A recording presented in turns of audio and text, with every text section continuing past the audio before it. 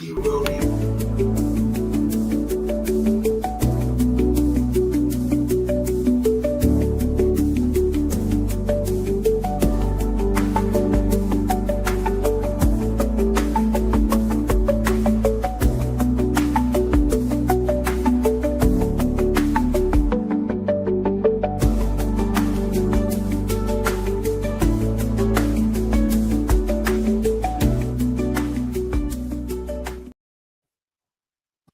right, ladies and gentlemen, boys and girls, children of all ages, the Tuesday night tradition continues. It is open mic night with the Driving to the Top team.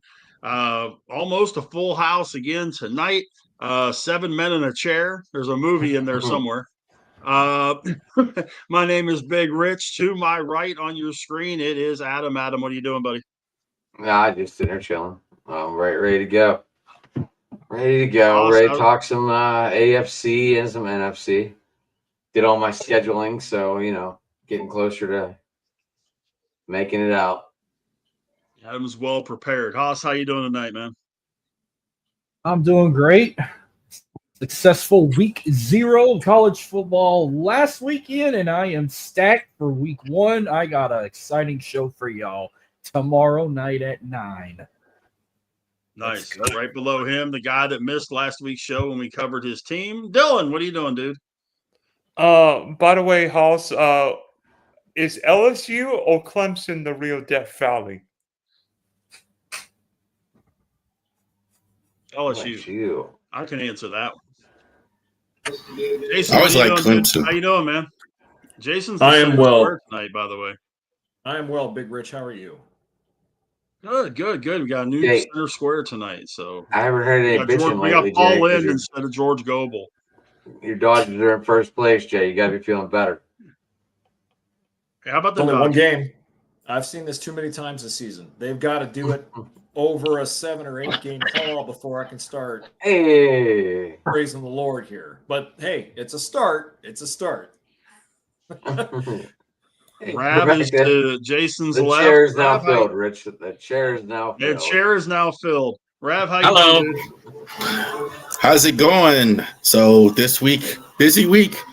I'm gonna do NFL predictions this week on Sunday for the whole season, and we're gonna do our first college football instant reaction with the massive Texas-Ohio State game, along with Maryland starting up. So college football is here. That's it. 11 o'clock Central, noon Eastern. 3:30. The instant reaction is at 3:30. The game is at 12. Oh, yeah. Jeremy, how you doing, man?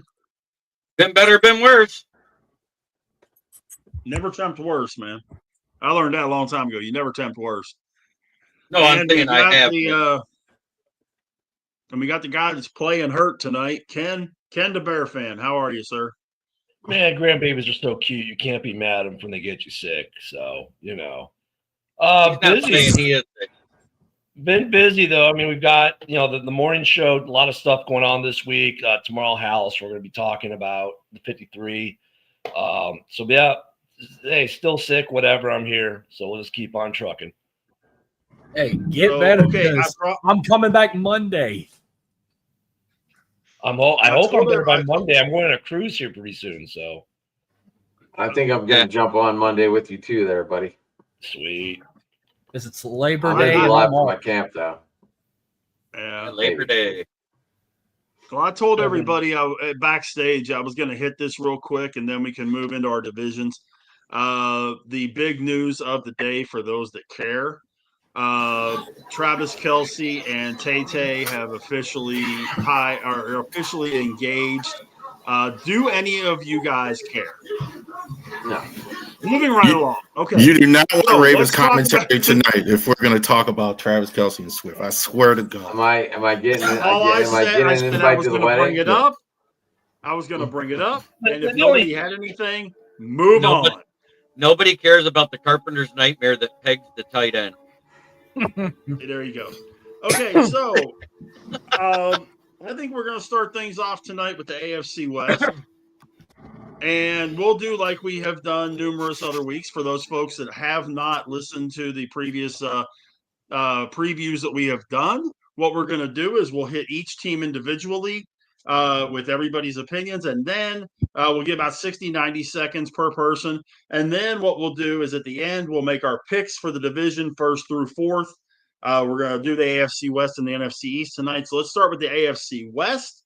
And let's start with a team that got themselves a new quarterback yesterday or today, the Las Vegas Raiders. So let's start with Adam. And Adam, what are you looking at for the Raiders, sir?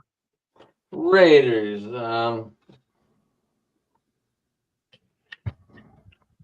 I have them go at 5-12. I don't have them being very good. I don't know why. Are they going to rely too much on Gente? That's my question. Short and sweet. Haas, what do you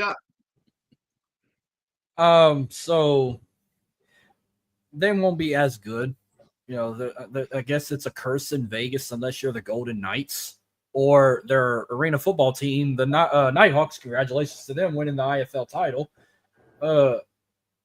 Hopefully Genie will get better.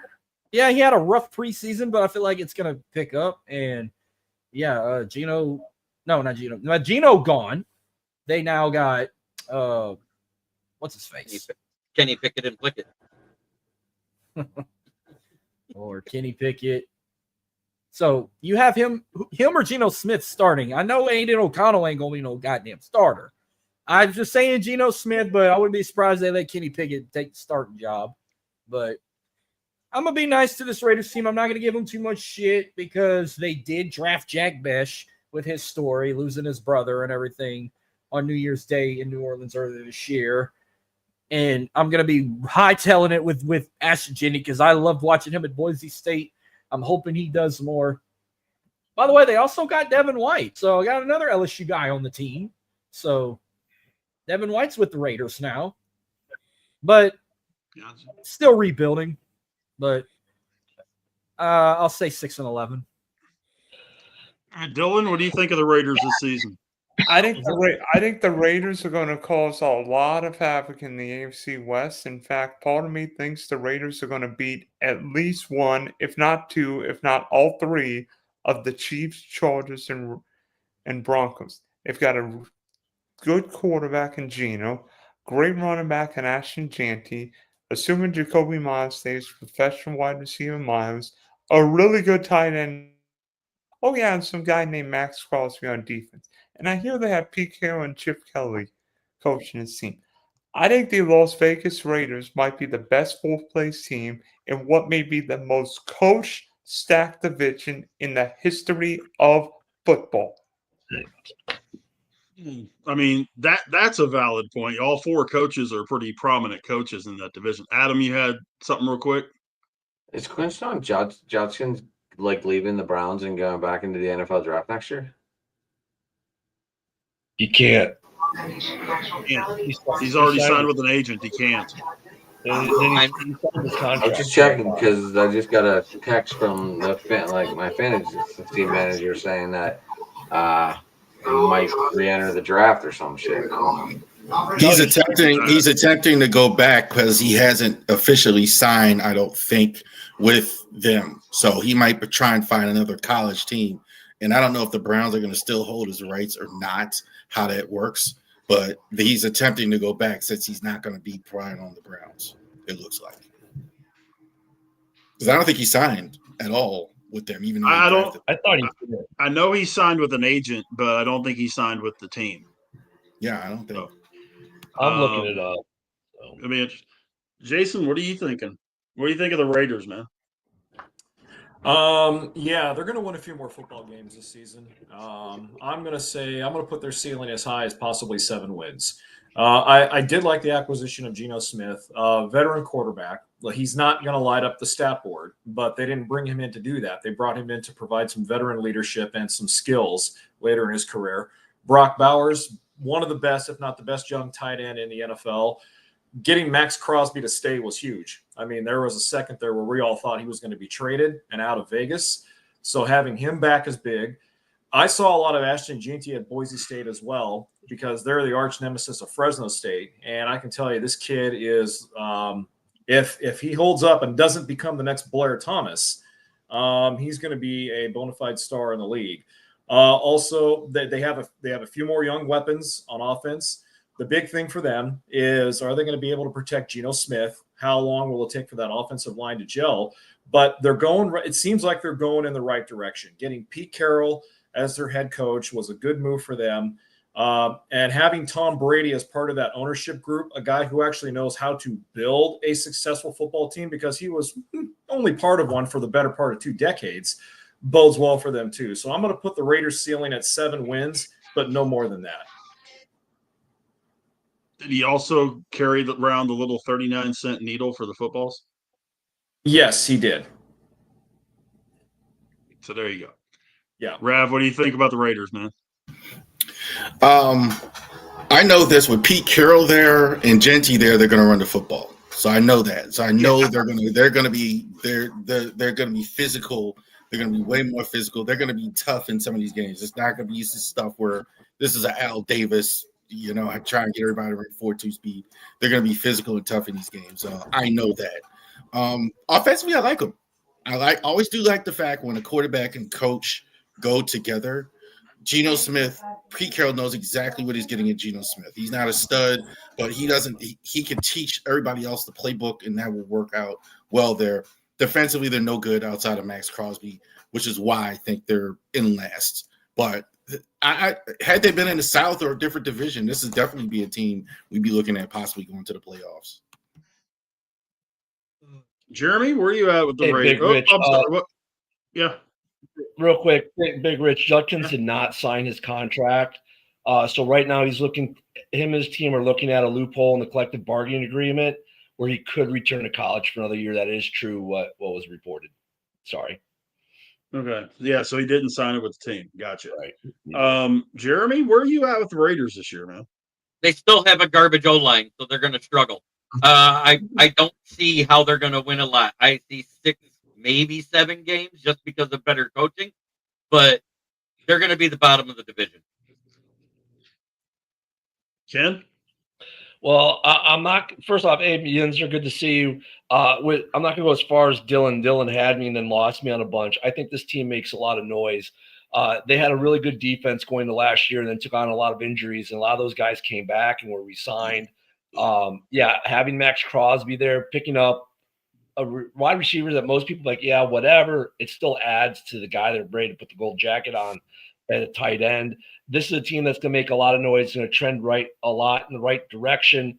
Being a Bears fan, I also have a place in my heart for the Raiders, so I am somewhat of a Raiders fan. I think they're going to make some noise. I think they're going to surprise some guys this year. This would be a team I would not be surprised if they're in the thick of it, maybe not winning the division, but up around that second spot in the division mark. They can make that kind of noise. They've got that kind of talent, and where I do agree with Dylan, they are coached magnificently. So they're, coaching is a big part of it. Look at teams with mediocre talent, Green Bay, but great talent, but great coaching talent, Green Bay, and they win a lot. The same, you could have that happen with the Vegas Raiders. Yeah, I got to agree with you. The only real question to me is their passing game. If Jacoby Myers is your number one, you might have some issues there. But, and I agree with Dylan, the division. When you figure Andy Reid, Sean Payton, Jim Harbaugh, and Pete Carroll, it's a pretty darn good group of coaches. Let's go ahead and move to Mr. Harbaugh's team, the Los Angeles Chargers of Anaheim. Ken, what do you think of the Chargers, man? Yeah, that's the thing. I like they picked up Amari Hampton. I like what they got on that roster overall. That's another team. I think this whole division is trending. Well, 3 teams are trending north. 1 team is going to probably trend a little south compared to their norms. This division is probably one of the most competitive divisions in football outside the NFC North, I think. They're going to make noise, and they got a good team. They're solid. It's a Harbaugh coach team. They're going to be solid. I would not be surprised if they were in second or in last in this division. That's just how this division plays. It's going to be a play here, a call there, some fortuitous event happens here. Well-coached team. They got good players at the skill positions. They got some young guys who are trending up. They even brought back an old guy who still has it. We saw Keenan Allen last year, still has. The only thing I'll caution them is this. We saw Keenan Allen for the first time in his career last year drop passes he normally would catch. That I do concern myself. I do concern a little bit with them. If they're going to be counting on Keenan a lot, he is starting to drop passes he would normally catch. So once again, there will be a very competitive team in a very competitive division. Dylan, where do you sit on the Chargers? I was all set in having the Chargers win the AFC West and Rashawn Slater's injury changed things. I think the Chargers are going to be good. I have the Chargers finishing second in the AFC West, but not to the team everybody's assuming. I'll save it for the end. Give me a top 10 quarterback, top 3 head coach. By the way, talk about coaching changes. The Chargers were one of the worst defenses in football, and then Harbaugh came in there, and now look. Ladies and gentlemen, Mr. Joe Dalio joins the show. Joe, how you doing, buddy? I'm doing great. Sorry to interrupt if you were in the middle of something. Jamie and I just finished our first Buffalo Bills show. So, we got through our predictions and everything, and glad to be here. Very good. Well, we'll jump to you next then as we're working our way around. We just started talking about the Chargers. Bless you. Bless you. Bless you. You said the Chargers? Yes, sir. Right. The Raiders, too. And you talked about the Raiders? Okay. Yeah, so I don't think the Raiders are significant here, but I think the Chargers are. And I could see them competing for this division, to be honest with you. I don't think they're ready to take it just yet, but I could definitely see the Chargers, being a playoff team again. And, we'll see if those playoff demons could be exercised for Herbert there. But I think we're talking about a solid team here, and I'm potentially 10-win team. All right. Haas, what do you think of the Chargers? They're going to be a team to watch. I could see this team being in the playoffs, maybe a deep run. I feel like not just Harbaugh, but Justin Herbert's got a team he needs. I love the pick of Omarion Hampton. If he ends up starting, that's if Najee Harris don't start at running back. I could see Omarion Hampton carrying the ball. You still got Keenan Allen on the team. You got Trey Harris. You got Jalen and Jaquay Jackson on the team. Quentin Johnson as well. And they got a pretty solid defense. But I'm going to go off a limb. I'm going to kind of jump a little ahead here. I feel like this team is going to be as even as Kansas City. What I mean, because I feel like it's going to come down to them two winning the division, that I literally have both of those teams with the exact same record. So what I'm saying is both the Chiefs and the Chargers will go 13-4. Wow. Adam, what do you think of the Chargers, man? I have them going 9-8. I really do. I'm not completely sold, but I'm not dead sold either. So I'm a 9-8. As the hometown representative, Jason, you got I realize you're the Packers guy in this group, but Chargers thoughts? You're muted, Jason. You're muted. You're muted. Sorry about that. My dog was barking, which is why I was muted. I'm going to go with Adam. I'm going to say no more than 9 wins.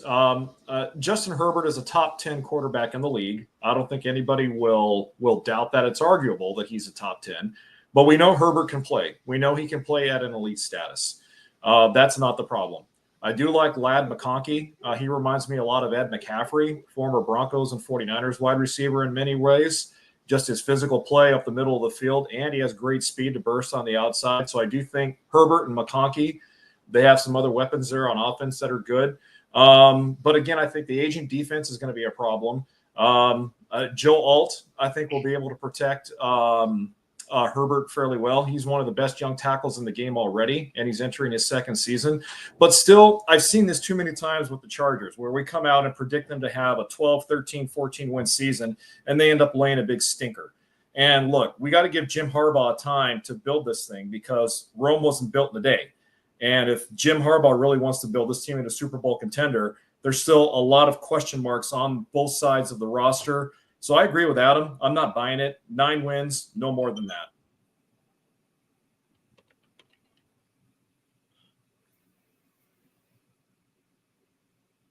Yeah, Josh, we did the Raiders. Yeah.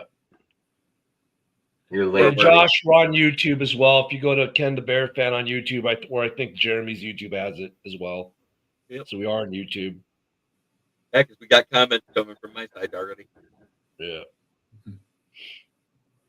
We should be good with all the ones I put up there. Are we gonna get 10? We're gonna get 10, maybe. We got 10. We got 10. All right. So Jeremy, I'll get to you in just a second. Jamie, how we doing, man? Good, Rich. How about you? Good. Okay, so we're doing, the AFC West, the NFC East. We've already covered the Raiders, so we'll get your thoughts on them and the Chargers. Again, like we've talked about before, we're going to do our talk about each team. Then we'll give our result of what we think the results are going to be. 60 to 90 seconds at a shot per team. So, Jamie, what do you got for the Raiders and Chargers? Raiders, I got them. I think they could be. I think they'll be fourth in the division, but I think they're gonna. I think they're gonna be an interesting team. I mean, you got Pete Carroll. I mean, I want to know how much coffee that guy drinks because I mean, he's 75 years old and he's still got that. He's got a motor that just doesn't stop, and that has a positive effect on players. He's always been able to have that rub down to his team. I think they're going to be much better running the football, as that was their weakness last year. They were one of the worst rushing teams. I think that's going to help them win more games. I think 5 or 7 wins. But it's going to build on something good with Pete Carroll, and they're going to build that reputation of running the football, whereas they didn't have that reputation under Antonio Pierce. So, and the Chargers.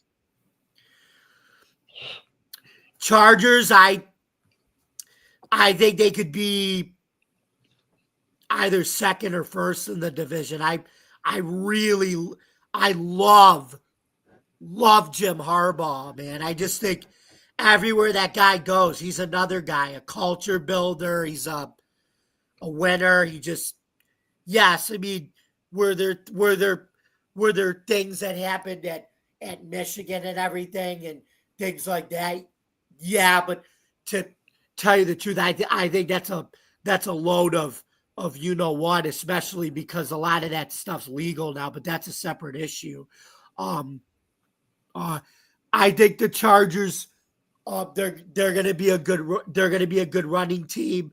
I think they're going to have a good running back tandem of Najee Harris and Amari and Hampton, and I think they're going to throw to Justin Herbert's going to take another step forward in his development. I think they're going to be able to run the football and throw to their tight ends and everything, and I see the Chargers winning 10 to 12 games.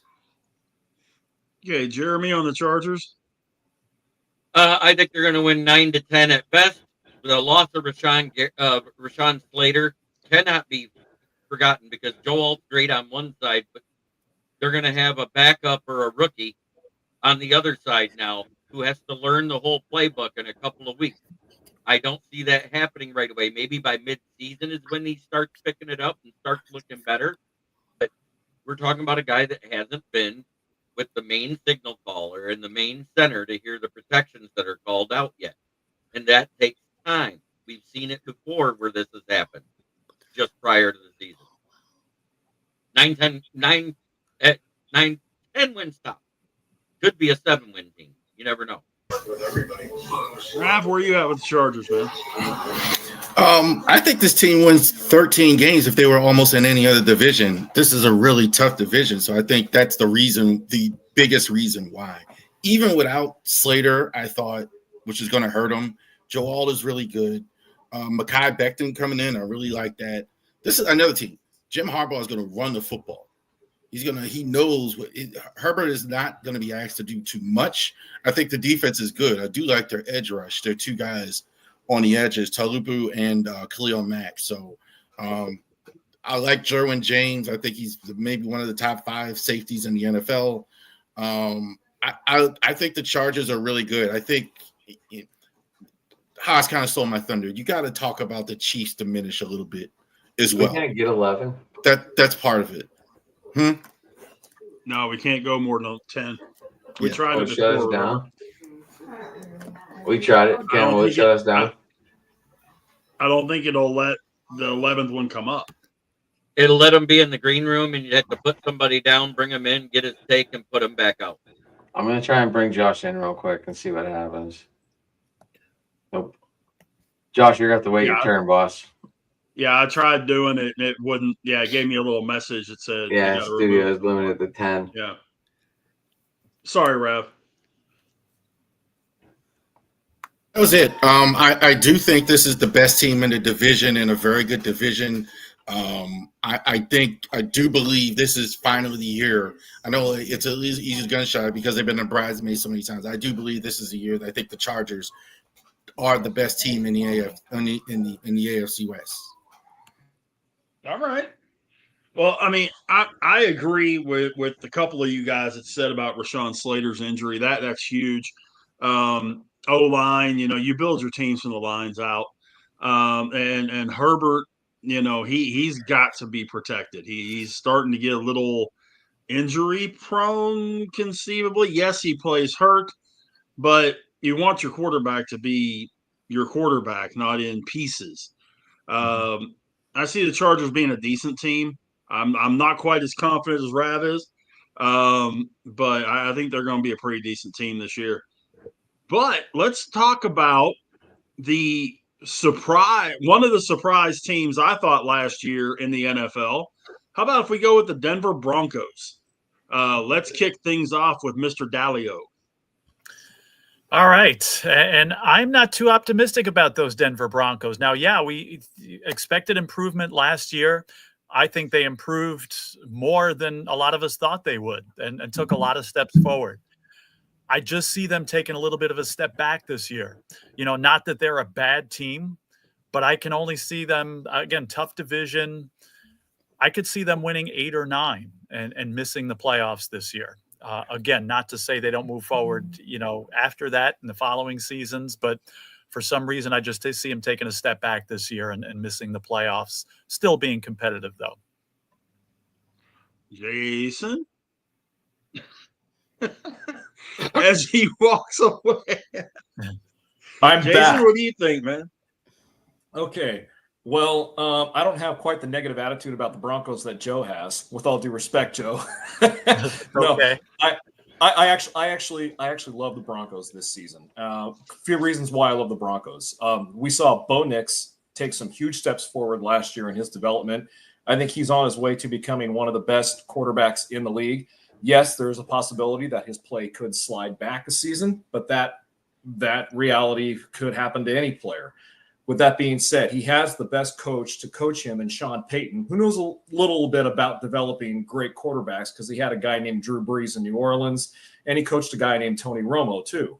So, but with that being said, and a couple of other reasons why I like the Broncos, they added Dre Greenlaw on defense, linebacker. And we know that when Dre Greenlaw is healthy, he is a stud. He is a difference maker at the linebacker position. They added J.K. Dobbins. And assuming J.K. Dobbins can stay healthy, gimpy knee and everything, he has the ability to be a 1,000-yard back. He has the ability to be a 1,000-yard receiver if he wants to. They also added what I thought was a sneaky good move. They have a good young tight end there in Evan Engram. Engram, I think Sean Payton loves his tight ends as well. And I think Evan Engram could be the next possible Jimmy Graham for them. I realize that's a bold statement. But with all that being said, I like the Broncos possibly taking a big step forward this year. I see them winning 11, maybe 12 games this season. That's my prediction. if everyone stays healthy and they continue to develop the way they're going. Dylan, what do you think of the Denver Broncos this year? You want bold? You want spicy? The Denver Broncos are not just going to win the AFC West. I think the Broncos are a bona fide Super Bowl contender this year. Uh-huh. Denver might have the best defense in football. And by the way, we all saw what Bo Nix did last year. Cortland Sutton may be one of the game's most unappreciative wide receivers. And I hear that Broncos drafted this rookie from UCF named R.J. Harvey. Mm-hmm. Yes, they did. Mm-hmm. I think the Denver Broncos and Kansas City's reign as AFC West champs. It's been a decade since the Broncos won a division. You know what? Maybe the Broncos are going to win Super Bowls with ending at zeros. They won 50. Why not 60? Well, they don't have Peyton Manning at quarterback. Bo Nix ain't quite there yet. Haas, what do you think of Denver? Look, I got to acknowledge Dylan on his take on the Denver Broncos because I thought it was going to be shit. But, man, I'm on the same boat with him. This is who I want to win this division. But with tallying how their schedule's going, I feel like it's going to be a toss-up with the Chargers and the Chiefs. But it's something about Bo Nix. I was blessed to see him at Auburn against Joe Burrow in 2019, and that was a tight-ass game. It was a struggle win, but we beat Bo Nix. I enjoyed watching him in Oregon. I was blessed to see him go to a team I kind of have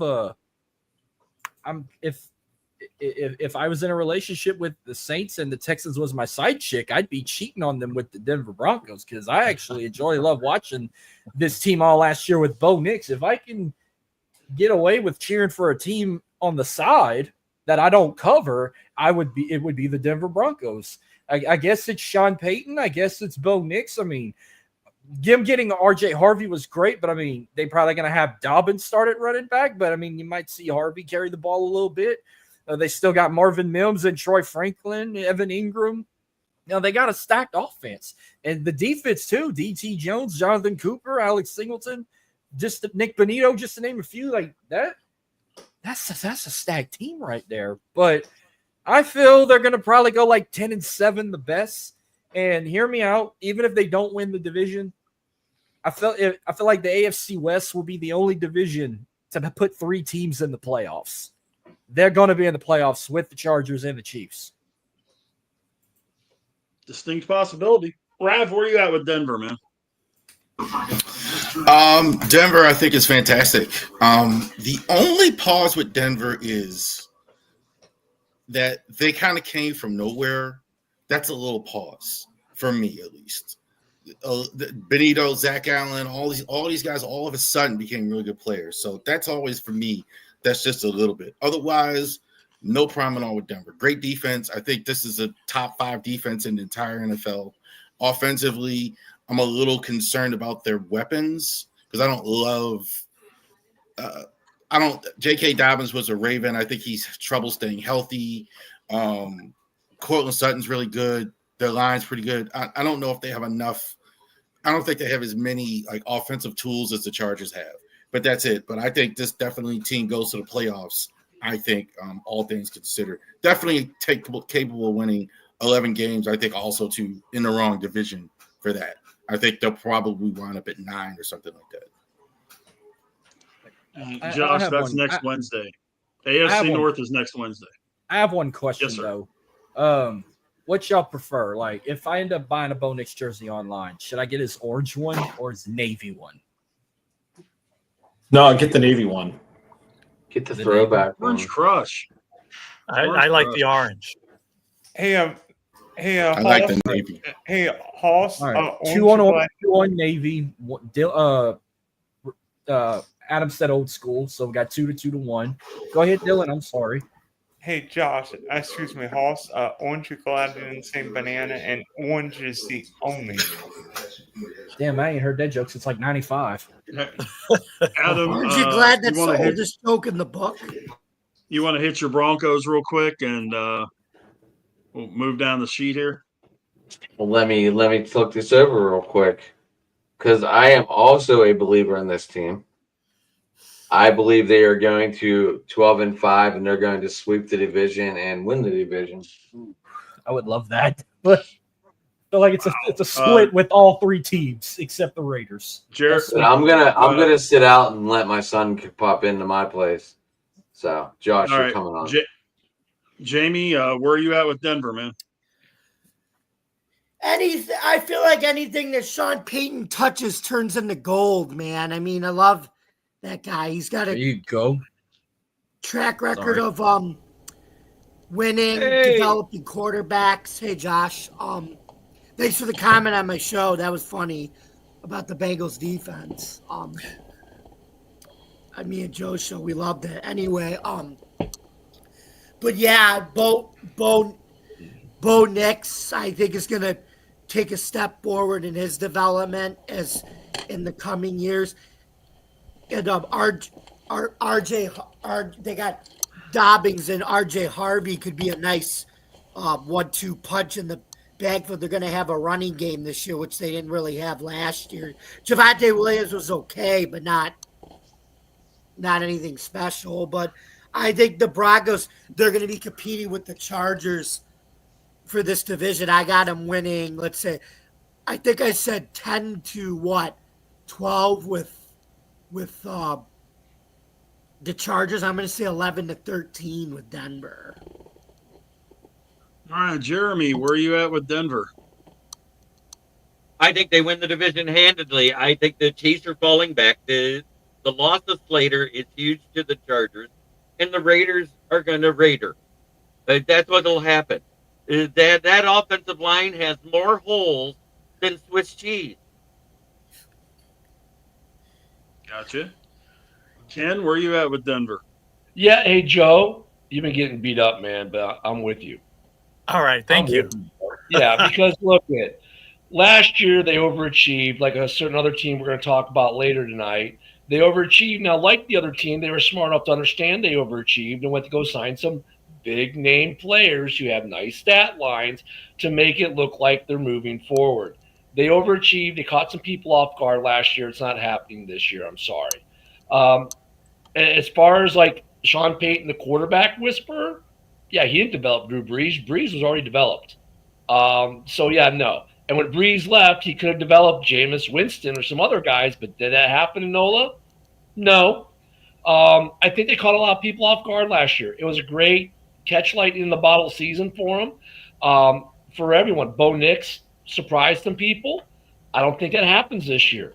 They are fighting. Yeah, this is still a good division.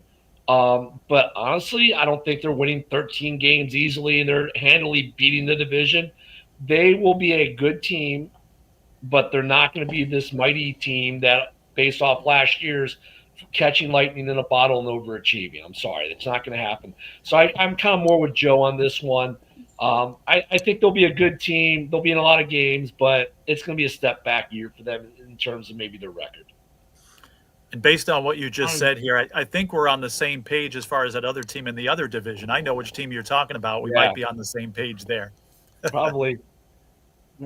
Josh, go ahead and hit us with Raiders, Chargers, and Broncos. All right, so like I said in the comments, I didn't do any research before this. So the Raiders, I don't know. I'm going to give them 4 to 8 wins.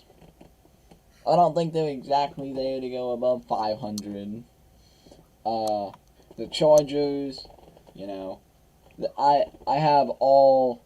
Well, I don't have anything written down, but I have all I have the top 3 teams fighting for the division, so it's gonna be an interesting battle to see. But I have the Chargers going 10-7, and the Broncos going 12-5. So now we hit the team that, a lot of people are probably sick of hearing about. By the way, I'm a big Bo Nix guy. I think that they move forward again this year. I don't think they go backwards. Now we talk about Kermit and the Muppets.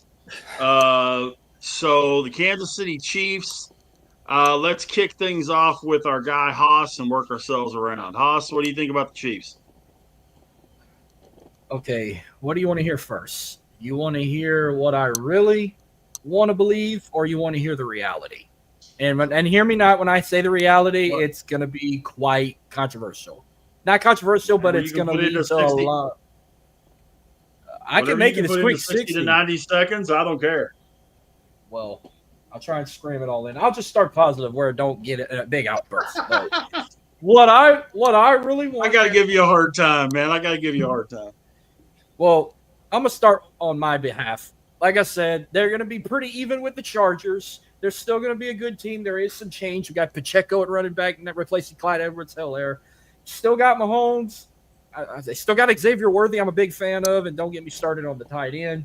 But I said I have them having the same record as the Chargers, 13-4. But I feel like they're going to split. They're going to split with both the Broncos and the Chargers. They'll win one and lose one to both teams, but sweep the Raiders. A potential. I mean, of course, they're going to be in the playoffs. A potential AFC title contender with the Buffalo Bills. I said this was my AFC title game, and that's as far as they would go if they were to get knocked out in the second round. We want Ravens Bills in the AFC title game, or even Broncos Bills, but we might get Chiefs Bills. But if it happens, Buffalo wins it. Buffalo goes to the Super Bowl finally. But you know what's going to happen? Oh, if you saw what happened earlier today, Travis and fucking Taylor are engaged, and it's the start of a fucking royalty story.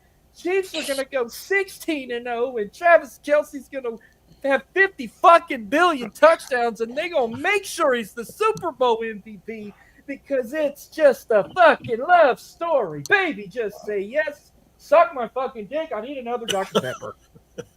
Wow. Moving along, Dylan. If you're just thank wondering, you, Miss Pinky. Thank you, Miss Pinky. I'm no Pimp C, but I got Bobby by the pound, Whitney by the key, and DJ Screw by the gallon right now. And the game belongs to me. You know what? I hope the Chargers turn number 87 to guacamole when those teams play in Sao Paulo next week. But Kansas City's reign in the AFC West is over. I think the Chiefs have lost too many pieces, and we saw this with New England, the end of the Tom Brady dynasty. I mean, I think the Chiefs can still win. I think the Chiefs are going to be a playoff team, any team with Mahomes and Reed. But I think the Chief offensive line's got too many questions, and Kansas City's schedule is brutal. Chiefs don't have a 1 o'clock game the first 6 weeks. They've got 4 primetime games, and the other 2 4 o'clock games are Philadelphia and the Ravens. And the Chiefs play a Monday night game before playing the Lions, and then a Monday night game before playing the Bills. They also play on Thanksgiving and Christmas. Kansas City's not winning the AFC West this year. And if the Chiefs do, I will eat a whole lot of crow for that. All right, Jason, where are you at on the Chiefs, man? I'm pretty much in agreement with everybody else that I think they are not necessarily going to take a step back, but they're definitely not as explosive as they once were. Xavier Worthy is a talented playmaker, not only because he's from Central High here in my town of Fresno, California, but he is an explosive player. But what made the Chiefs so dangerous is that they had, in their prime, was that they had multiple explosive players that made them such a dangerous offense. And they don't have that anymore. Last season, you clearly saw them struggle a lot more offensively because they lost that explosiveness. So, and I don't know if they can get that back with the current roster of players that they have. I'm also in agreement with Dylan. I think their offensive line is the shakiest that it's been in the Patrick Mahomes era. And I'm not really sure what they're going to be able to do defensively because they also have been really stout up front with Chris Jones on the defensive line. But again, they're not going to take a step back. It's just going to be a lot harder for them to win games this year because they've lost a little bit of that explosiveness. I still think they're a 13-win football team, and they have to be the presumptive favorite to represent the AFC in the Super Bowl until somebody knocks them off. So until that happens, I'll continue to take them. But I'm going to take them with a heftier grain of salt than I have at any other point over the last 5 or 6 years. Have your thoughts on the Chiefs? Oh, it's hard to pick against the Chiefs, despite what everybody's saying, because of the Chiefs. They've been the most dominant team in the league in the last 10 years now. I mean, we're going on 10 years. So it's hard to pick against the Chiefs. I'm going to, though. That offensive line ain't going to work.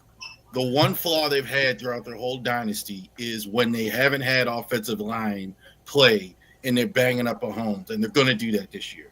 They have a rookie left tackle, a guy who really struggled at guard. The Bears now have their best guard, Tooney, there with them. They don't have their defense. I think is really good. I do like the defense. I think the defense is notoriously slept on, and I think that's what's kept them going. But Rice may be suspended, not enough offense. All that being said, I think they're probably still getting in the playoffs because it's going to be hard to keep Mahomes and Reed out of the playoffs. But I'm no more than 10 wins. I'm being kind, but I think the defense can get them about the 10 wins. But that line is going to cost them 2 or 3 games at least. Jamie, your thoughts on the Chiefs? Yeah, I agree with Rav. Their offensive line is very suspect. Mahomes is getting banged up a lot more, which is had last year they kind of had to run the ball more, which was most of their offense. But still, that defense they got is young, and it's going to be a generational defense for a long time. That's what's going to help them still win games, even without their offense. I'm going to say 9 to 11 wins. Adam? And Dylan, by the way, we'll get you back in just so we'll rotate you in here in just a little bit. But Adam, who you got? Well, I have the Denver Broncos winning that division, obviously, but I have the Chiefs also at 12-5. But because Denver swept the division, I have the Broncos winning it. Jeremy, what do you think about the Chiefs, man? I think they're at best the second best team in the division. The defense lost a lot. They lost almost every single weapon outside of Juju Smith-Schuster. Who? Yeah, exactly. No doubt. The overglorified one that's actually a 2. Well said, man. So another guy that was prominent with the Steelers left, and what's he done since? He was prominent with the Steelers when they still had AB. He fell off the planet the next year when AB left. When he was a 2, he was left open, which any wide receiver with a grain of salt and good hand is like coleslaw. When left open, it's dangerous. I understand. He was good one year with the Chiefs too. I think he had one good year with them as well. But yeah, he's not consistent. He had one good playoff run with them. He was not good during the season. He had more drops than he had catches. Yeah. Ken? So, yeah, Kansas City Chiefs. If anyone watched The Kingdom on Disney Plus, I'm watching it. Well, I saw it on Disney Plus. I mean, they found ways to win games. That's what good teams do. They won a lot of close games, and that's probably what they do now. Not once did I hear you guys mention Xavier Worthy. The guy's got speed. He can get open. Now, we just played him this last week for the final. I mentioned him. Okay, so I didn't mention him. I'm sorry, Jason. Now, we just played them this weekend, and not all our starters played. Not all their starters played, but their starting ones on offense looks pretty sharp against what we put out there for our 1D, which we were missing some big players too, but they're still going to be sharp. They're still well coached. They're still going to put themselves in position to win close games. More interesting is that this is Kelsey's probably his swan song before the whole, which who didn't see them get engaged not happening? I mean, everyone saw that coming a mile away. But I mean, he already hinted a couple days ago this might be the last season. I think this is their last hurrah. They're going to go all in with everything they've got, and they will win a lot of games that we're probably going how the hell did they do it? And I think, unfortunately, this might be the last time they win the division but I think they win this division still because they have a knack. They do what the good teams do. They win those close games when everyone says they can't. And they don't have to have a ton of great players. They don't. They're at that point. They just got to be coached well, which they are, and execute, which they do. And they will win a lot of games that are going to have us going, I can't believe they did it again. And unfortunately, I have to go with the Chiefs winning this division this year. Joe, where are you at on the Chiefs? You know, I hear what you guys are saying, and yes, they have a lot of holes. Yes, there's some concerns, and you know, they've been winning a lot of games that they shouldn't win. But I'm going to be along the same lines with Ken here. This team's not going anywhere, at least for this season. And I think they're going to win 11 games. I think they win the division too. I think it's because of those intangibles. It's because they know how to win games. Again, they're not the mighty Chiefs anymore. And what happens after this season, I don't know. But I honestly see them winning 11 games. I don't see them going to the Super Bowl, but I do see them winning 11 games and taking the division. Josh, where are you at on the Chiefs? I have them going 10-7. Okay. Yeah, we have an aging. All right, guys. You have an aging Mahomes. You know, he wasn't as good last year, but he somehow still made the Super Bowl because of the refs. Oh, there it is. I knew somebody was going to say it. The refs. Hey, we Buffalo fans are certainly going to agree with that. Can we really say that Mahomes is an aging Mahomes, though? I mean, for quarterback age in this league, is he an old man? I don't think so. He's absolutely right. For the Scally plays, do you classify him more as like a little bit of a running back, though? He's closer to the older than he is the younger. Mahomes, he's about to be 30, though. Well, I mean, that would be the same question with Lamar, too, though. Yeah. But think about how many guys are under 30 that are starting in the NFL right now. There's a ton of them. No, but Mahomes wasn't as good. Can we say that? Like, you look at all the numbers, the percentages, and everything. I mean, he was just as good in the playoffs, and he was just as good in crucial situations. But Mahomes wasn't as good. I mean, I don't think that's hyperbolic to say that at all. It isn't. The numbers. In fact, Rav, run down the division for us, Rav. Who you got first through fourth? Oh, Chargers. Chargers 1. Chiefs 2. Not by much over Denver, and then the Raiders. Jamie, first through fourth in the division. Okay. 1, Denver Broncos. 2, San Diego Chargers. LA Chargers, excuse me. 3, Kansas City Chiefs. 4, Vegas Raiders. All right, Josh. The Raiders. 1 through 4. Hold on, can I? I'm gonna get my 1 through 4. Then can someone kick me so Dylan can get on because I have to go. I'll get it. Yeah, I got it. All right. Number 1, Broncos. Number 2, Chiefs. Number 1, Broncos. Number 2, Chargers. Number 3, Chiefs. Number 4, Raiders. Okay. You're Adam, leaving us, Josh? Is that what you said? Yep, I gotta go. All right. Do you want to read off your Twitter before you go, buddy? Sure. You can find me at JMF1 fan. You know, it is a race weekend finally. After it is the end of the summer break. So, if you have any questions about F1, you can find me there. Goodbye, everyone. All right, buddy. See you later, man. Bye. Have a good one. Dylan, if you want to jump back in, you can jump back in. Okay. Did you want my 1 through 4? Is that what you were I asking? hate when it does this whole thing. Switches. Okay, so we got Rav. Joe, 1 through 4. All right, so I got the Rav Chiefs. and we got Jamie. So I got the Chiefs winning the division at 11-6. The Chargers second place at 10-7, but making the playoffs. I got the Broncos at 9-8, and I have the Raiders in last at 6-11. Ken, first through fourth.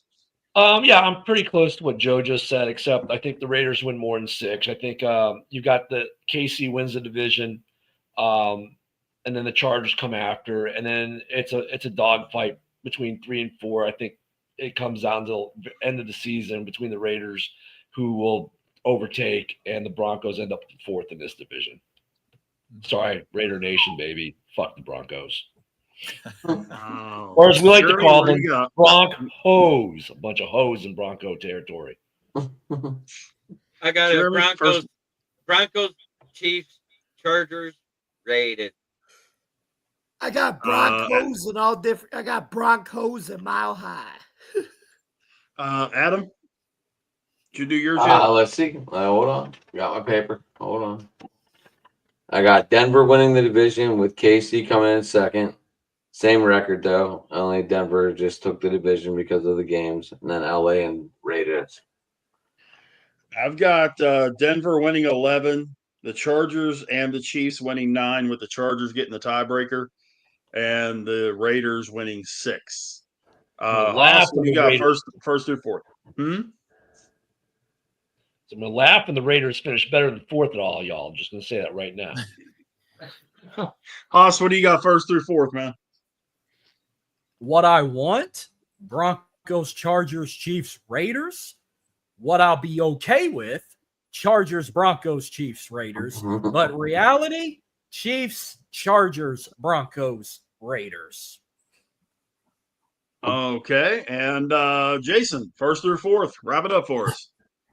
I still have Kansas City winning this division, 12 wins. I like Denver actually coming in second at 10 wins. I'm going to take the Chargers in third with 9 wins. Raiders come in with 6 wins. Well, 7 wins, I said.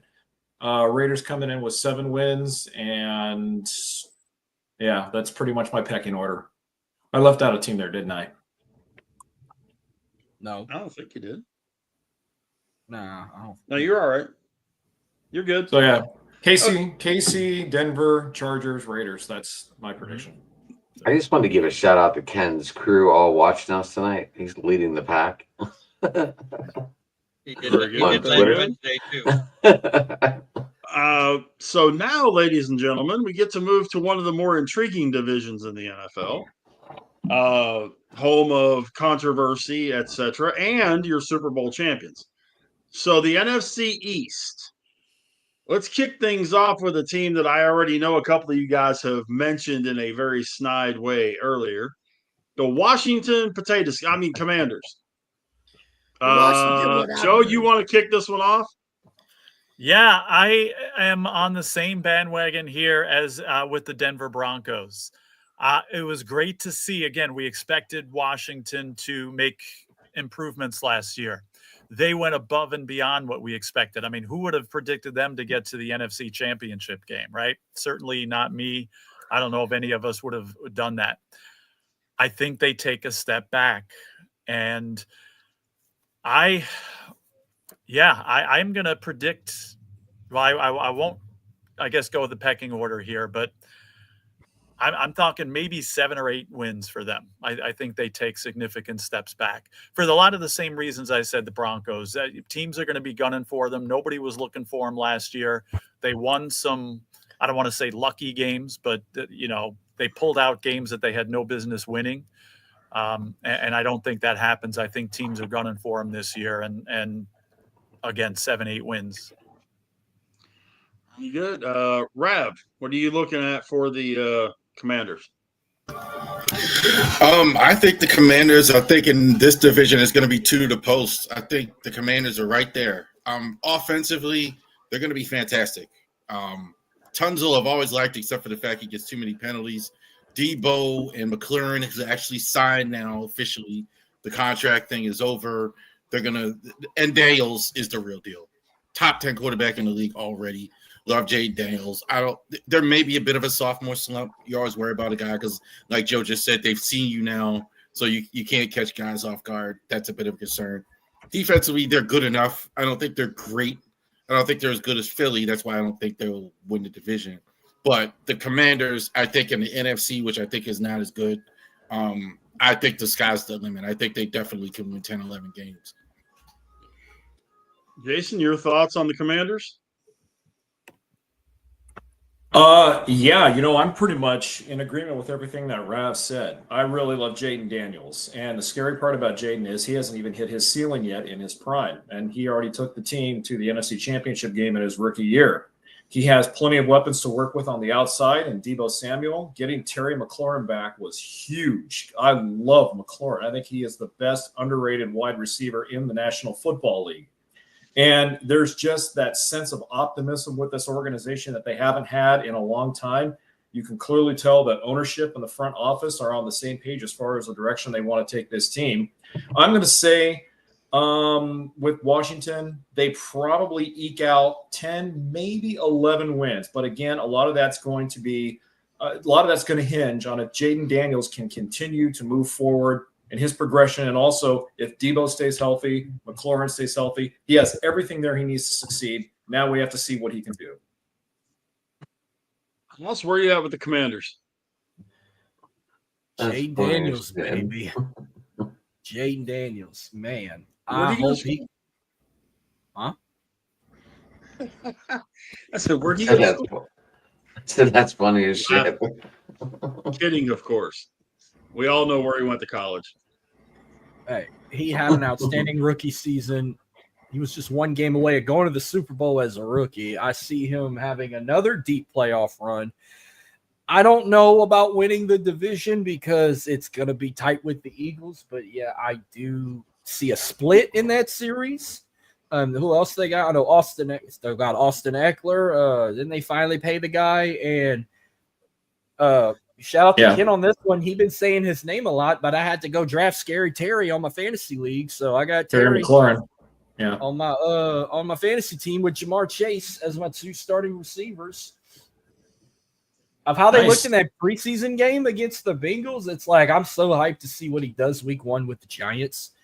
But I'm stacked to see what he can do. Maybe if they win a Super Bowl, they can finally go back to the Redskins. Well, Jamie, what do you think of the Commanders? But I'm going to finish this real quick. Sorry. I have them going 11-6. 11-6. Okay. Sorry, Jamie. Oh, my bad. I'm sorry. I didn't mean to cut you off. I think Jaden Daniels really lives up to the team's name, the Commanders. He commanded that offense very well. He's a intelligent quarterback. He played a lot of football in college, won a lot of games. The guy's a winner, and you can't teach that. I think Scary Terry coming back, great signing. They got a solid offensive line. Their defense is still good enough to win games. I'm going to say they're going to win 9 to 11 games. Ken, where are you at on Washington? So I'll say this. Good on HTTR. Good on you for paying the man who's been with 3 team names, 2 ownership groups, 11 starting quarterbacks, only had the same starting quarterback to start a season twice in his career being right now. Good on you for paying Scary Terry. Now, the last quarterback to go to a division championship game, because he was so good, he went division championship game, so did Mark Sanchez. Just saying. Mark Sanchez went to an AFC championship game as a rookie, and we saw how that turned out for him. I think, like Denver, these guys overachieved last year. I actually went and saw them play against a certain team from Chicago where they won on a Hail Mary get lucky play.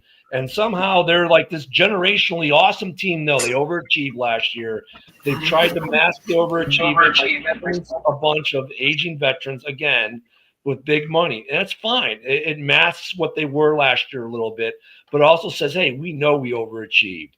Just because Jaden Daniels went there last year, well, like I said, Mark Sanchez did it too when his rookie year went to the AFC Championship game.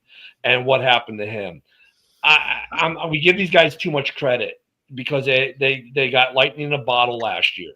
They do have a good OC, I'll give them credit there. They coached them well last year, put them in position. They are going to be a good team, but they're not the super juggernaut that people are thinking they are. They play in the second best division in the NFC, and they'll fight to get into the playoffs if they even make the playoffs. But I don't see them winning this division. I think they'll be exposed for what they were last year, an overachieving team. At least you're not bitter. No, why would I be bitter? They won on a Hail Mary. It's a luck play, a 50-50 chance to get it, and they got it. It is not a luck play. No, I'll say this. It is not. Let me say this, though, since you bring it up, Ravoy. I was at the game in Washington. I have nothing but great things to say about the Redskin fans, the tailgating. We tailgated with them.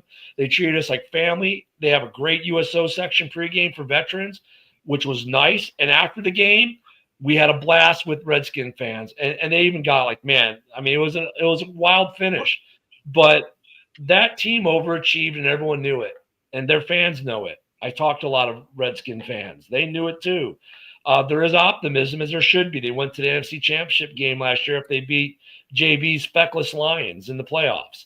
So, see, I knew that'd get his attention. But they overachieved the perk a little bit. They overachieved. And to be honest, they as much shit as I give JB about that game, they caught the Lions on a bad day. The Lions should have torched them. They got lucky against the Lions. So, no, this team was overachievers. They tried to mask it, and they're a good team, but they're not a great team, and they're going to fight to even sniff the playoffs this year. Jeremy, where are you at on Washington, man? I think they're a 10-11 win team. They'll get second in the division and make the playoffs. I think they got all the right pieces in the right places. The only thing that I worry about is this Trotsky Merritt guy actually going to be as good as they think he is because he did good in the preseason against a bunch of backups? Or is he going to fall apart when he faces top NFL talent? Yeah, that's a really good point. Adam, what do you got on Washington? Well, obviously I had Washington done before the trade, but I still have them winning. I still have them winning the division at 12-5. I saw him for a long time, from high school all the way up. And Jaden Daniels sure reminds me on the field a whole lot of a guy that wore 10 and won a Heisman Trophy at Baylor. That went to Washington, and that field just completely killed him before he got hurt. So I love Jaden Daniels. I think he's got all the talent in the world. They're putting pieces around him, which I think makes a big difference. It's not a case that he's got to do it all on his own, but he can make plays if he has to. My thing is going to be the defense. Bobby Wagner and that bunch, how are they going to stay healthy? How are they going to perform this year? That defense has got to come through and take some of the pressure off that offense. I think they're about the same as last year, maybe a little bit better. Let's see what everybody thinks of the Jackson Dart-led New York Giants. Let's start with Adam.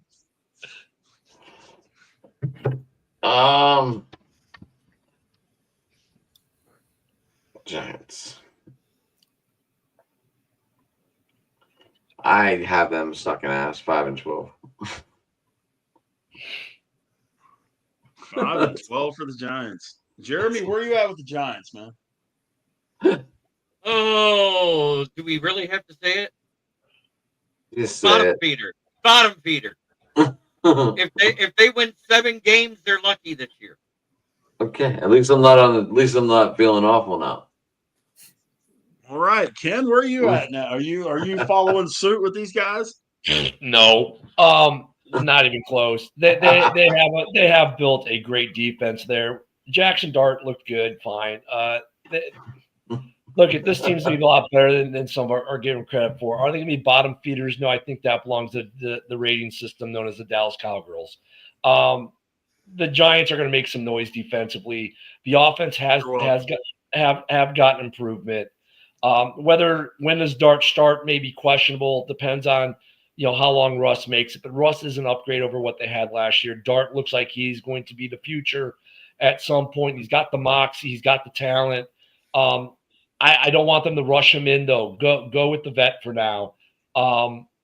They're not bottom feeding. They might actually rattle some sabers and make some noise, and you might find them pushing for somewhere in this division, like even for a playoff spot. Like I said, second best division outside the NFC North and the NFC. That defense is going to carry them, and that offense is significantly better. And I really like Neighbors for them at wide receiver. There you go. They got the right guy when they got him. Whether they've got him or Dunze or Marvin Harris, I think you couldn't have gone wrong with any one of the three, but he is really playing out well for them. And he's already got, if you look at the touchdown that Dart threw, the first guy on the field was Neighbors. And that the way that team is shaking out right now, they're going to make some noise, and they're going to take guys like Jeremy, and they're going to punch you in the nose and surprise you a little bit. They're not bottom feeders. They're going to be. I wonder who their head coach is. Sorry to interrupt. Well, yeah, Dable's fighting for his gig, and I get with their GM, their head coach situation, what they wanted for. They didn't get exactly what they wanted. They trade back in to get Dart, and I think they're in a good spot. I think that his hot seat's not going to be so hot this year for both of them, and they're going to make some noise. And they are not to be a bottom feeder. They may overtake Washington as well. They could be second place in this division. That defense is strong enough to make a lot, to carry them in a lot of places. Jamie, where are you at with the Giants, man? Well, my affinity for the Giants as much as my affinity for the Bills. When you have Dable and Joe Shane running the show, and I think the Giants, they a lot of the things that they do now is a lot what Dable learned in Buffalo. Like, I think what happened was, like I said, they didn't have the person when he first came in. Yeah, he caught fire, made the playoffs with Daniel Jones, and then this next year when they tried to overpay him, that was ridiculous, overpaying him. But I think the good news about that is they knew that they didn't have the personnel to do what they wanted to do. So, and that's why they didn't pay Saquon Barkley and they let him go, because their offensive line wasn't that great. Joe Shane understood is you're only as good as your offensive line. So they got rid of Saquon, were able to rebuild their O-line. Their O-line was top 15 in the league until they were all hurt. And they were able to get Tyrone Tracy, who rushed okay for a rookie. And then this year, I think now they got Tyrone Tracy, Singletary, and they got the scat man, Cam Scattaboo, in the backfield as well. And I think Jackson Dart may end up starting very, very soon over Russ. But I think Dable and Shane finally got the personnel and the offensive line to do what they do. So I'm going to say 7 to 9 wins for them. Hey, and DeVito is going to be their practice squad quarterback if he clears waivers, which I doubt he will. But I mean, they're keeping 3 quarterbacks. They cut DeVito today, but I think they'll try to sign him. But DeVito will probably get picked up to be someone's backup. That's how far they've moved the ball in New York versus a year ago. Yeah. Hoss, where are you at with the Giants? Jeremy, is that one of your guys, the Meltown Mitch? Yeah, Mitch. Yeah, he is. Did they ever announce if Jackson Dart's starting week 1 against Washington, or is it Russell Wilson? It's Russell. Russell's going to start. It'll be Russ. Start will be in week 2. Okay, well, I'm hoping they can be a better team. I'm hoping they could be a better team. I mean, yeah, they did good in preseason. They went undefeated against backups. But look, I enjoyed watching their final game, especially because I got to see a guy by the name of Jameis Winston get to play again. And I wish we wouldn't have fucking got rid of him and we could have still had him on our team. But I hope they can turn around. At first, I had them finishing last at 5-12, but now I kind of want them to be better than the Dallas Cowboys. I hope they do better. I hope they at least get 3 more wins, at least get 8 the most or less than 5, but hopefully they do better than Dallas. That's a good hope. Jason, where are you at on the New York Football Giants. You know, I never thought I would live to see the day when I agree with a Chicago Bears fan, for crying out fucking loud. But I'm going to agree. I'm going to agree with Ken. I like the Giants as a tougher. They're going to be a tougher loss for other teams. Let's just say that. I agree. Defensively, they're going to keep their team in games, and I really think that Abdul Carter, whom I loved coming out of Penn State, is going to wreak havoc in that linebacker position with Kayvon Thibodeau, who's already one of the most explosive players at his position. Kayvon will make Abdul so much better, and I think those two will be probably one of the best, if not the best, linebacker duos in the league by the end of the season, assuming they stay healthy. Malik Neighbors is a playmaker. We know that. Again, it all hinges on Russell Wilson v. Jackson Dart. You know, what can they do offensively versus what can they do defensively? So, yes, I do think they can eke out some more wins. I am with Ken. I think, Ken, what did you say? 7 wins maybe? Yeah, they're probably in that 7 to 9 window. They might be able to push for a playoff spot. I think given what they have and given that their defense will keep them in games, I can see them realistically winning 7 games. So I'm going to go, just like with the Bears fan, I'm going to go 7 wins for the Giants this season. Ev, where you at with them, man? Pretty convincing take by Ken there. Almost sold me. Almost sold me because I think he's right about the defense. Their defense, Abdul Carter and Brian Burns and Lauren, I mean, that's going to be really big. Their front 7 is really, really good. Secondary, not as sold. I love Neighbors, love Andrew Thomas. I don't think you're scoring enough on this team. I just don't. I don't think you have a running back. I think you have no receivers really outside of Neighbors. I just don't think you. I just think you're gonna get horse raced out of too many games. As far as that, Russell, I have no confidence in. I agree with you, Run. 10,000%. You should have Jackson Dart in there if you're gonna start Russell Wilson in there because you know you're only gonna get 17 points, 12 points if you're playing Russell. So that ain't gonna work. You might need though with that defense. You're gonna need more than that if you're gonna play Philly and Washington and Detroit and all those guys. You're gonna need more than that. Some Sundays you are at least. But yeah, Giants moving in the right direction, but still struggling this year. I think no more than 6-7 wins. There's only one game on the road. I'm sure they will win because that team can't win at home. We saw it last year. That's the Dallas Cowboys. But anyway. Yes. So anyway, sorry I had that weird look on my face and everything moved. I was just trying to remember who I hadn't gotten to yet. Mr. Dalio. Yes, and see, I have a spot in my heart for this team because growing up on Long Island, they were my team growing up. I was a Giants fan. I'm still a Giants fan. I just like the Bills more now, but I still love the Giants. I do feel bad for the coaching staff there. Their jobs are on the line, and they just I think they still have limitations.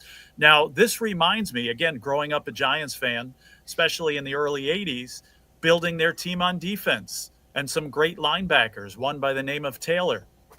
And I'm not comparing this linebacking core to Harry Carson and Lawrence Taylor and people like that, but they built those teams on defense and eventually built a Super Bowl type team. So I love the fact that they're basically building on defense here. And you know, Jason, Ken, count me in. I agree. That, you know, this team has a great defense and they're going to surprise some people. I still, again, all those limitations, though, offensively especially, I still only see them winning, you know, anywhere between 6 and 8 games. Again, they're going to be a team, especially late in the season, you may not want to play. But, you know, and I don't have them coming in last in the division. But I still think they're not ready for prime time yet. And Lawrence Taylor should have let Abdul Carter wear 56 too. That was stupid. How many jerseys would you have sold if Abdul Carter becomes the type of player? He just lost a whole lot of money doing that. Right. Come on, Rab. That's like the 49ers asking Brock Purdy to wear number 16. No. Lawrence Taylor, the only 56. No way. Yeah.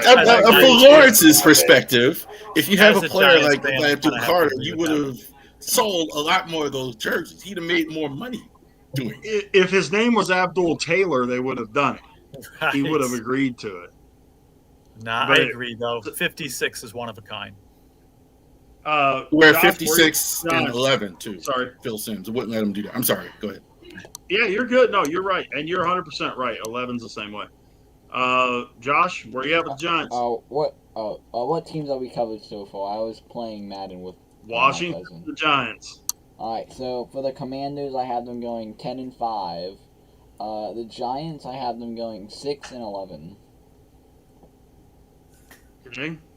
So we're all let's right go in that to window, though. We're all right in that window. Like I said, 5-12, and everyone else is like 7. That's like kind of like the same spot, kind of. Yeah, and I've got them in that.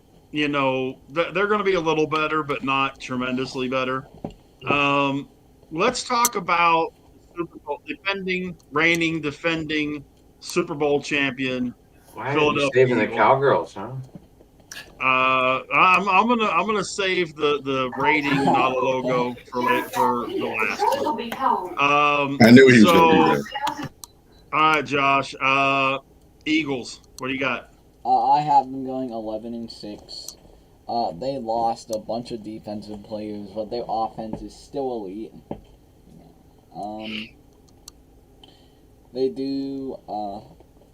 Like I said, I didn't do much research. I did none at all, actually.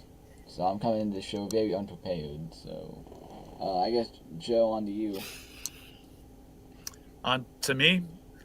Well, I don't know how far ahead we're supposed to look or share here, but I know that there were some key losses, during the off season, and maybe it's not the same team.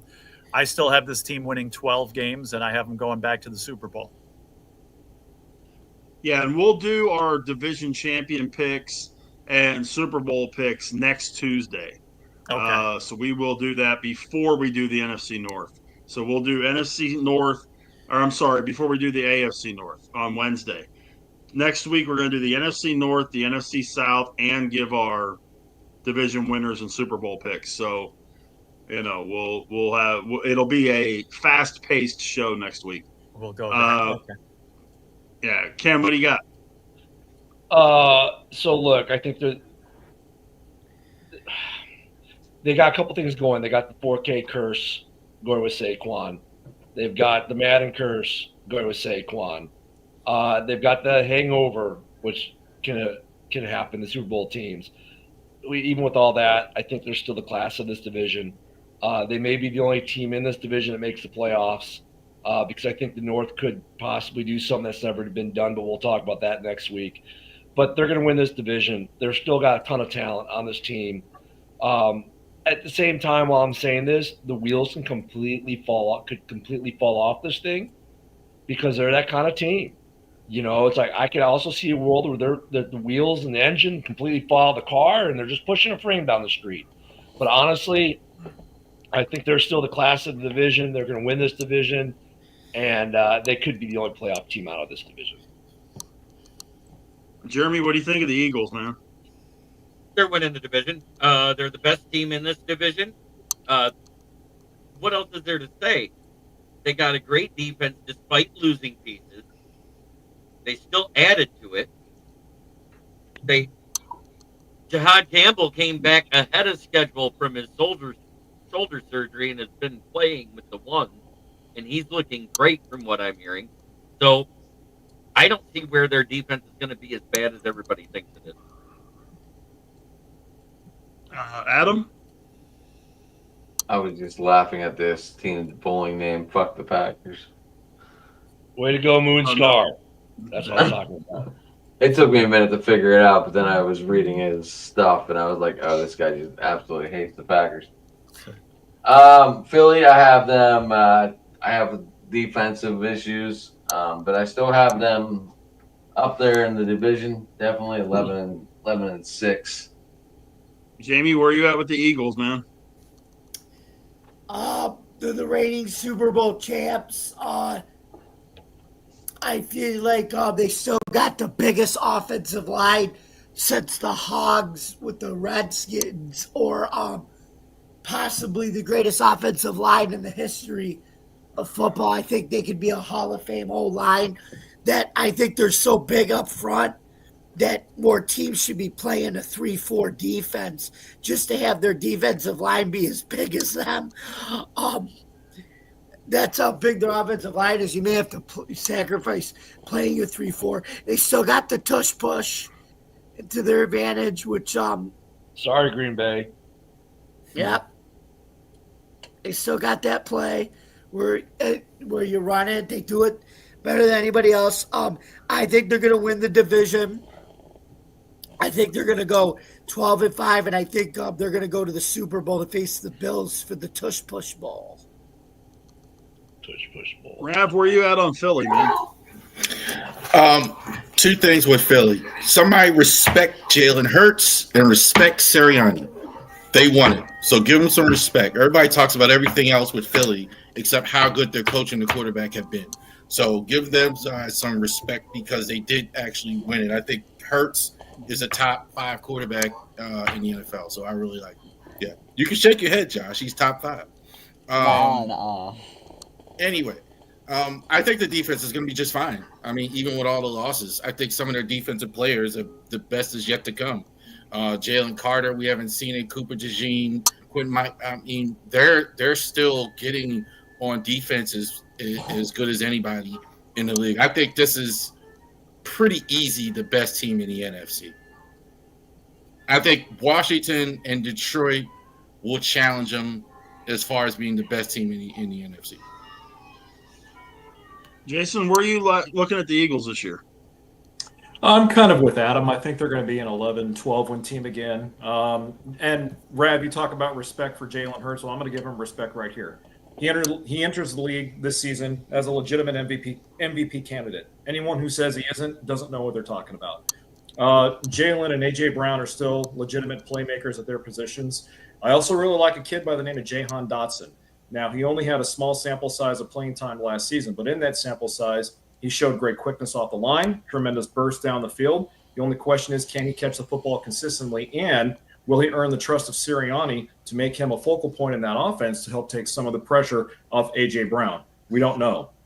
The offensive line, Jamie talked about that a little bit. I do think the Eagles are going to miss Jason Kelce for a number of reasons, not only for his play on the line, but for what he provided in that locker room. Locker room leadership goes really under the rug for a lot of reasons because we don't see that on the field. Now, the Eagles still have great team camaraderie, but losing Kelce's experience and losing his ability to rally that team might affect them a little bit. But also, you didn't play on them last year, Jason, and they won this. Jason Kelce retired before last season. Oh, that's right. Yeah. I'm sorry. Okay, I'm going to say, is someone going to tell him? My bad.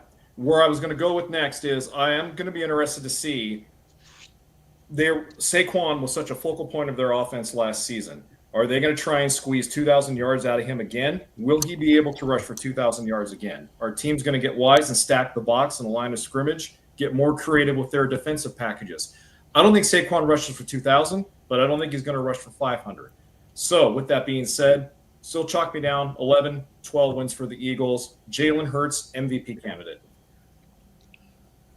Haas, where are you at with Philly? I don't think the Eagles skip a beat. I think they're going to continue their dominance, and it all starts week 1 when they beat the living dog shit out the Dallas Cowboys because I want it so bad. I think I'm going to bet a lot of money on it that they freaking decimate them. But Rav, I'm going to give Jalen his flowers.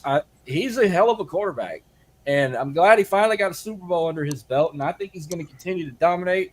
I think we need to acknowledge players like Cooper DeJean or something. Yeah, we give Saquon all the credit. They give Jalen the credit. I got to give Cooper DeJean some love, too, especially in that pick 6 on his birthday in the Super Bowl. That's a bad motherfucker for his height. But I don't think they're going to skip a beat. They're going to be playoff contenders again, possibly another Super Bowl appearance if they can get past a team like the Detroit Lions or something in the NFC Championship. I do have the Lions and the Eagles as my prediction to be the NFC Championship. But we'll see how bad they really want it if they could go back-to-back. But I think they're going to be one of the strongest teams in the NFC, especially with that offense. The defense, yeah, they lost players. but they're going to reload. Majority of that defense is all Georgia and Alabama guys. They're going to reload. Yeah. And Rav, you brought up Sirianni and Hurts. What about Howie Roseman? The leadership of that, yeah, they lost guys, but they brought guys in too. And, I don't think this team misses a beat either, especially in the division. Once you get into the playoffs, anything can happen. We've seen that happen before, but I don't think the Eagles miss a beat. Now we get to the entertainment portion of our program as we talk about the dumpster fire that is the Jerry Jones led rating, not a logo, no longer America's team, the Dallas Cowboys. I'm going to stick with going last. They're always going Rav, to you be want to go? America's team. They were second to get America's team. They wanted to give it to the Steelers, and the Steelers said, no, we don't want to be America's team. We're the Pittsburgh Steelers. Then they took it to the Cowboys. So the Cowboys were second choice right out of the box. So the heck with that. Rav, on you, buddy. We already know you hate them. Go ahead. Well, yeah, I despise the Cowboys. That's my. There's two ways you can go with them. You either love them or hate them, like Trump. But anyway, go Jamie, ahead. You're 100%. You're 100% correct. Yeah. Like Trump. You're 100% correct. Right where you at, buddy? I actually am not. Don't have cowboy hate like a lot of people. I'm kind of indifferent since they're in the NFC more than other people. I'll say this: Jerry Jones is getting sad. It kind of reminds me of Al Davis. I heard that take like at the end, where he's just saying goofy stuff, trying to go around the agent, doing. It's just that's what's sad. Jimmy Johnson trying to put out a documentary where you're smarter than Jimmy Johnson and all that other stuff. Ridiculous. I don't. That kind of makes me sad with the Cowboys. With the Cowboys on the field, I think I'm just as confused. You have good players. You draft poorly, then you spring in guys. 8-8. I don't know what to think about a lot of guys. I mean, I don't. Hurts, Prescott, I don't know what to think. The running game, I don't know what to think. Their line, I don't know what to think. Too many guys. 8-9. Jamie, where you at with Dallas? Well, I think they can. It's gonna be they've got. I think they do have a pretty good offensive line. Tyler Booker, I think, could be just a freaking beast as a rookie. I think.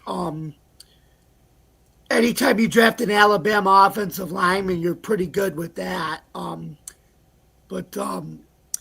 Look, I think what we can all agree on is, I think you may not agree with who they hired as head coach, but I do think they had, looking back, they were right to fire Mike McCarthy. I think they had to do that. No ifs, ands, or buts. And I think it actually shows that, like, you could say Jerry Jones doesn't take a lot of things seriously, but I think it showed at that point he took that seriously by saying we can't just keep going with McCarthy, who's a dull, boring, guy that isn't gonna do anything. So he said we're gonna give it to Brian Schottenheimer, who comes from the Pete Carroll tree, who, like I said, I think he's going to bring a little more juice and energy to the team that I feel like McCarthy couldn't bring. And I think I see them winning 7 to 9 games. But they're going to be playing with a lot more energy and intensity than they ever did under McCarthy. Josh, what do you think of the Cowboys? Oh, well, I absolutely hate them. I have them going 5-12. Hold on. I have them going 5-12 without Parsons, and I have them going 7-10 with Parsons. Wow. Gotcha. Adam, where you at with Dallas, man? 8 and 9 below the line of the standard around Pittsburgh. Yeah, I mean, what's going on? Minka, or what's going on? Parsons, can Pickens ever get it together? But if this team does start to gel, they could win another 2 games if they figure it out. Because they have good wide receivers when they're playing well. When they're playing like they're when they're playing like they're all jackasses, they all suck. You got a point there too. Jason, what do you think of the Cowboys, man? Dallas Cowboys can go pound sand for all I care. Do we have your wife? I knew I liked you. Jay, should we have your wife come on and do the Cowboys? Because it is her team. She is a Cowboys fan, yes, but she does not like doing these things because she's extremely introverted. And so, believe me, she would love to get on here and toot their horn, but she won't. So, anyway, yeah, here's the thing with the Cowboys. What I can say about them, we've all said over the last 3 or 4, 5, 6, 7, 8, 9, 10, 11, 12, 13, 14, 15, so on years. Again, it all centers on Jerry Jones. It always has, it always will. They've gone as far as they can go with Dak Prescott. He's 32, 33 years old. He's not getting any younger, and he's not getting any better. They're wasting one of the talents of one of the best wide receivers in the league in CeeDee Lamb, who could be a legitimate stud if he was on another football team, but he's not. The Micah Parsons situation, it sounds like it's gone from now to where literally they're rearranging deck chairs on the Titanic. And I don't know if that bridge can be built because it sounds like it's already burnt. Like I said, they can pound sand. I don't give a freak if they go winless this year. With that being said, I will give them some credit because they will win some games, probably 7-10. But with no cohesion, Brian Schottenheimer, again, brought in because Jerry Jones wants coaches that he can control. That's why it never worked out with Bill Parcells. That's why it never worked out with Jimmy Johnson. That's why it will never work out with any other top-flight coach, because if Jerry cannot control these coaches, he does not want to bring in anybody who will usurp his authority. So, Cowboys, 7-10, go pound sand, America's team my ass. That's all I got to say. All right, Haas, your turn. God damn. Oh, just wait. It's going to get good.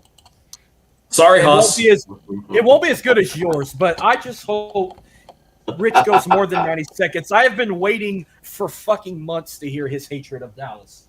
It won't be nothing compared to mine. But, I mean, come on, the Dallas fucking Cowboys.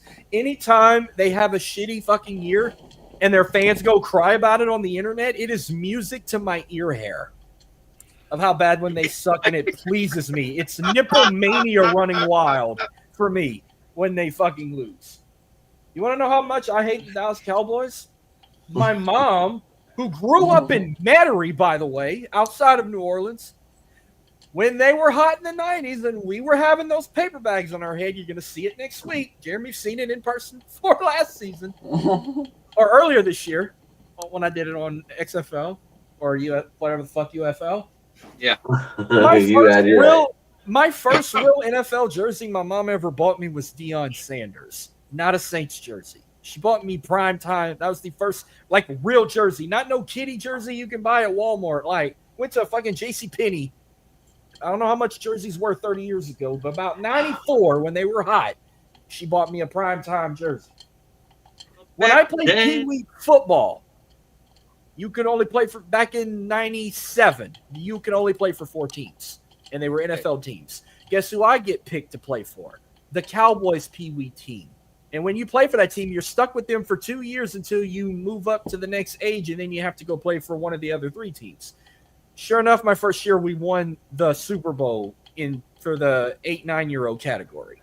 So I have won it in a freaking Cowboys jersey. I had to wear that fucking star for 2 years, and my mom bought me a hat to wear with it, and I had to unfortunately wear that Cowboys shit. So wait a minute, you won a Super Bowl with the Cowboys before the Cowboys won a Super Bowl as the Cowboys. This was in 97. I won that Super Bowl in the second I rest grade. my case. In the 3rd grade, and we beat the Raiders in the Super Bowl. So, yeah. But I was blessed to see the Cowboys get their ass beat by the Saints in 2013. Still one of my favorite Saints games I attended on Veterans Day. So that was for the soldiers. Thank y'all for y'all's service. We beat Tony Romo and them's ass, Des Bryant's ass in 2013. Jerry Jones, after watching that fucking documentary, Rich was completely right about fucking Jerry Jones. That is a motherfucking gambling man. That boy took $800,000 on a well, got his money, and bought the fucking Cowboys. And what is one of the craziest stuff? He done stupid shit. He's all about money. He got rid Your of 90 Tom seconds Landry. is up, Haas. I'm sorry, but the Herschel Walker trade, I still can't get over, and I was still pissing in my fucking pants when I saw that. Well, if I didn't see it, when that happened in real life, I was pissing myself. But when I saw this on Netflix, I said, what the fuck, Jerry? Yeah. Oh, God. I mean, so I don't see him lasting long. Like, it's already enough shit with the Micah Parsons situation. They're going to run him out of the fucking ground. They're going to try their best to get him away as the GM, the owner of the team, or whatever the fuck else he is. He's got like 5 titles. But Rich made a command. He's going to die on his desk. He's going to keep running that fucking team until he's dead. And I have the Cowboys going 6-11, the best. But I would love for them to go 0-16. Jeremy, what do you think of Cowboys, man? I think on paper they should rival the Eagles. The problem is they have new coaching and they still have Jerry Jones. Parsons has already said he's gonna play through while they do contracts. He's said it repeatedly. So I don't expect him to sit out. I don't expect him to miss games. Because isn't this his 5th year when he finally makes some semi-decent money? Or is it his 4th? No, I believe it's 4th. He makes over $1 million. Right now, a game check for him is just north of $1 million a game check, like 1.2 per game. Right. This is his money year. This is his 5th year option, Yeah, right? this is the 5th year option. So that's why they have to get a contract done this year. They'll be sitting with the same problem that the Bengals did and having to give Trey Hendrickson the rest of their cap space just to keep him on the team until he's a free agent next year. Yep. Yeah, it is his 5th year option. He's slated to make $24 million. So that's what, about 1.4 a game, give or take? 1.25, 1.4, something like that. Yeah. Yeah. So that's what he's scheduled for this year. Yeah. Yeah. So he won't miss those game checks because the contract is for the future. He still gets paid that money per game this year. Yeah, because it's a fully guaranteed contract, which don't even get me started on fully guaranteed contracts. Which I don't mind on a 5th year option. I do mind it on a rookie deal right at year 1. Well, Joe, where you got the Cowboys, man? All right. So they got me confused. Rav was saying he's got him confused, or they have him confused. And it's the same thing. 2 years ago, this was one of the most dominant home teams I had ever seen in football. They were outscoring they were like 8-0 at home until the playoff meltdown, outscoring opponents like 40-15. Last year, they were outscored by almost the same margin at home. So it's like I can't figure this team out. Jamie said it. They were overdue for a coaching change. Now, I told you I grew up a Giants fan, and so I'm anti-Cowboys too. I guess not as much as some of the people in this room. I've been watching football over 50 years, and I know that in the NFL, whenever you have something going so good or so bad that it's so obvious, the opposite happens. The Cowboys are such a mess as far as the ownership, as far as contracts, garbage going on and stuff like that. So just when you think this ship is going to completely sink, that's when it rises. So I promise you guys see, I'm not smoking anything. I don't have anything besides water in this bottle. But I'm telling you right now, I say Dallas wins 9-10 games, makes the playoffs. Wow. Okay. Joe with the mic drop of the night right there. Boom. There you go. Ken, you want to follow that up? They could very well.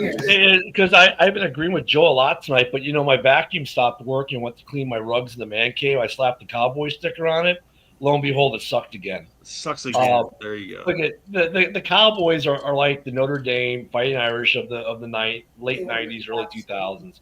Every year they were picked to be the top 2 or 3 teams in football, and then every year they would find some way to screw it up and lose. And this Cowboys team is no different. Dak Prescott, not worth $60 million a year. He's not even worth $48 million a year. Jerry Jones has mismanaged this team's money. Trying to be bold, but really, CeeDee Lamb isn't that good. Like, he's good. Don't get me wrong, but he's not the money they're paying him good. Like, I don't know what it is with him. He gets some good players, and he just way overpays them, and then you can't bring in other good players to help make them better. It's like he just sets himself up to lose. He sets himself up for failure so much. And that fan base that is so loyal to quote-unquote America's team, which that title actually probably belongs to Jeremy's Lions right now. So, I mean, to be honest, when I look at Dallas, I just see another freaking dumpster fire, a dumpster on fire. Remember that GIF of the dumpster on fire going down with the water? Yeah, that's Dallas right now. Until they can figure out and get something right. Oh, it had to be the head coaching staff and the coaching staff. Change it out. So what did you bring in? I'm not too impressed by what you brought in. Oh, well, and JB's right. He's not going to miss checks. But the coaching staff's like, well, we don't like they sat on the training table during the game, and we're going to have words, and we're going to, I'm sorry.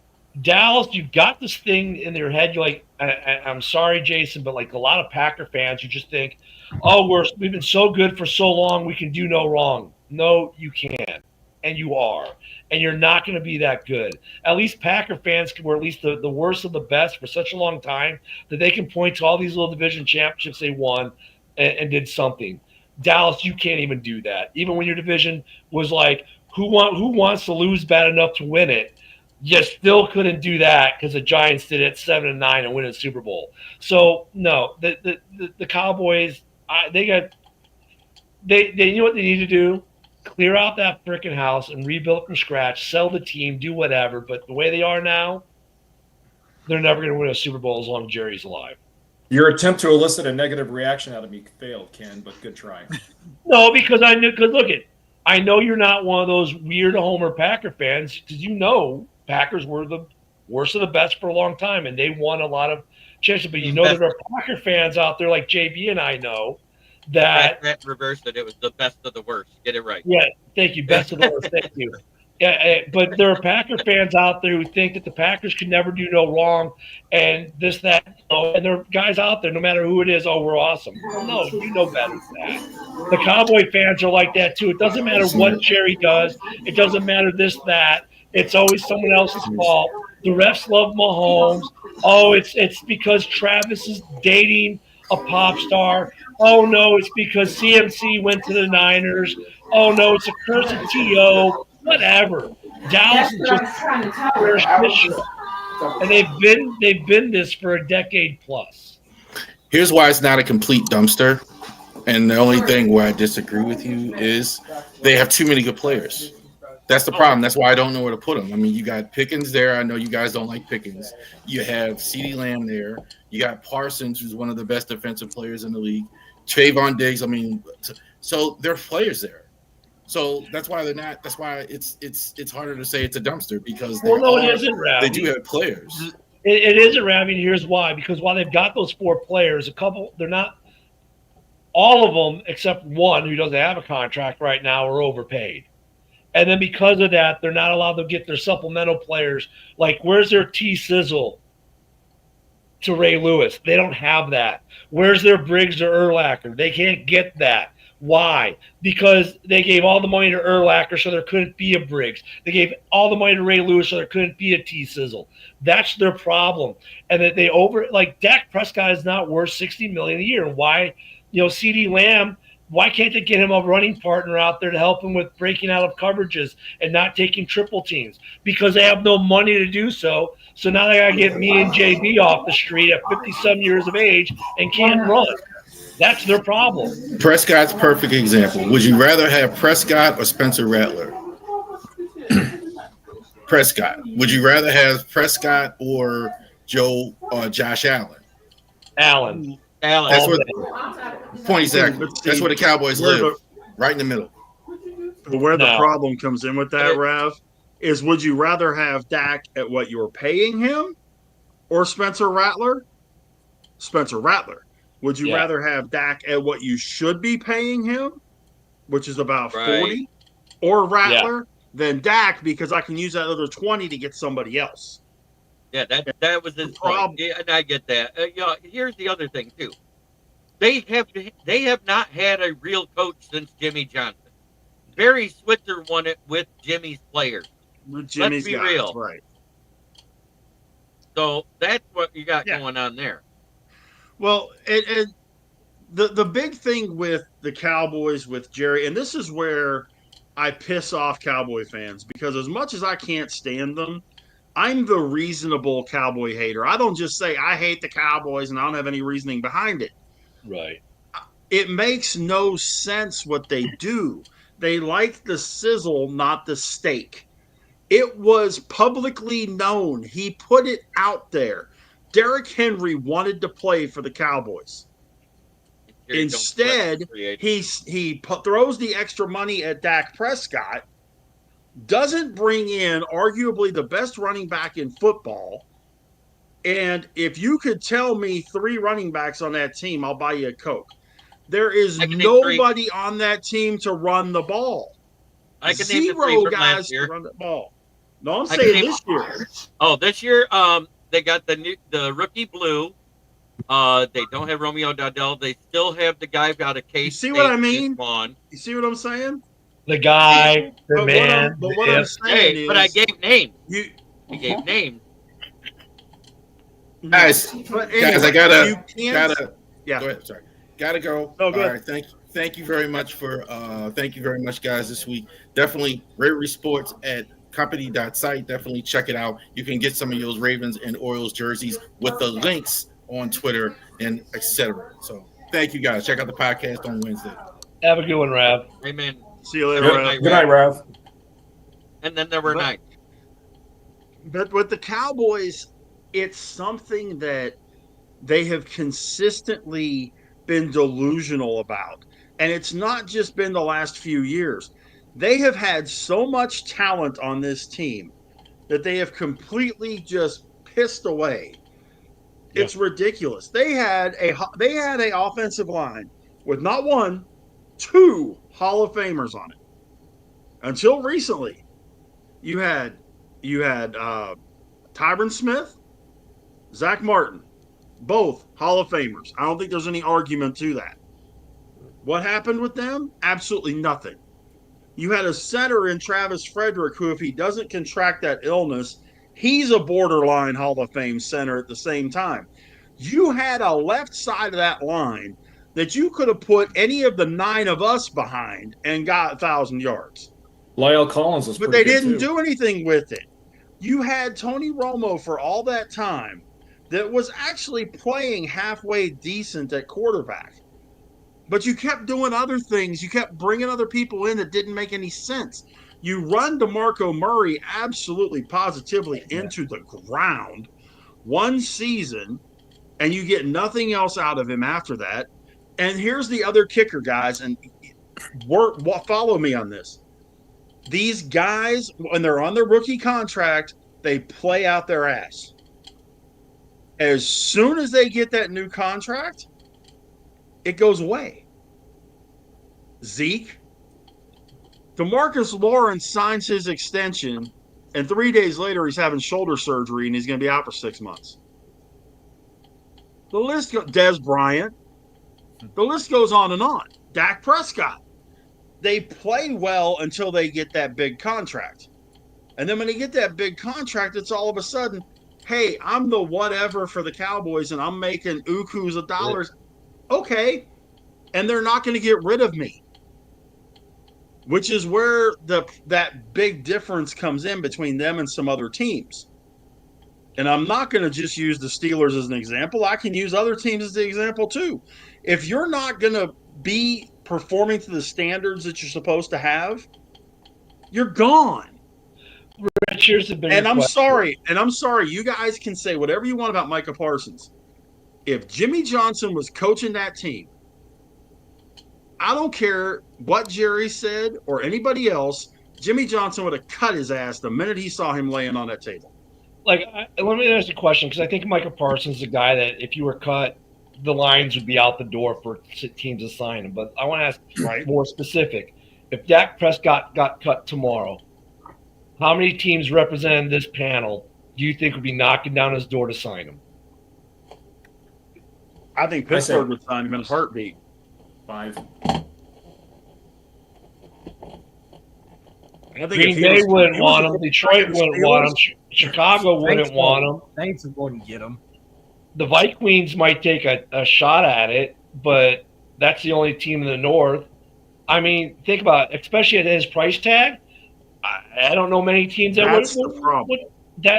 He's not. I mean, if he was a $30 million, $40 million a year quarterback, I think teams would be willing to take a shot with him. But like Green Bay would be like, dude, I got Love at 55, and we're probably overpaying him. Why am I going to pay you 60?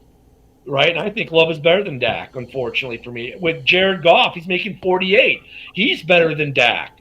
You know, I mean, Dak, the problem that they have there is they overpaid people. And I don't know why Dallas, we have to be the biggest and best of everything. No, you don't, because when you do that, you suck.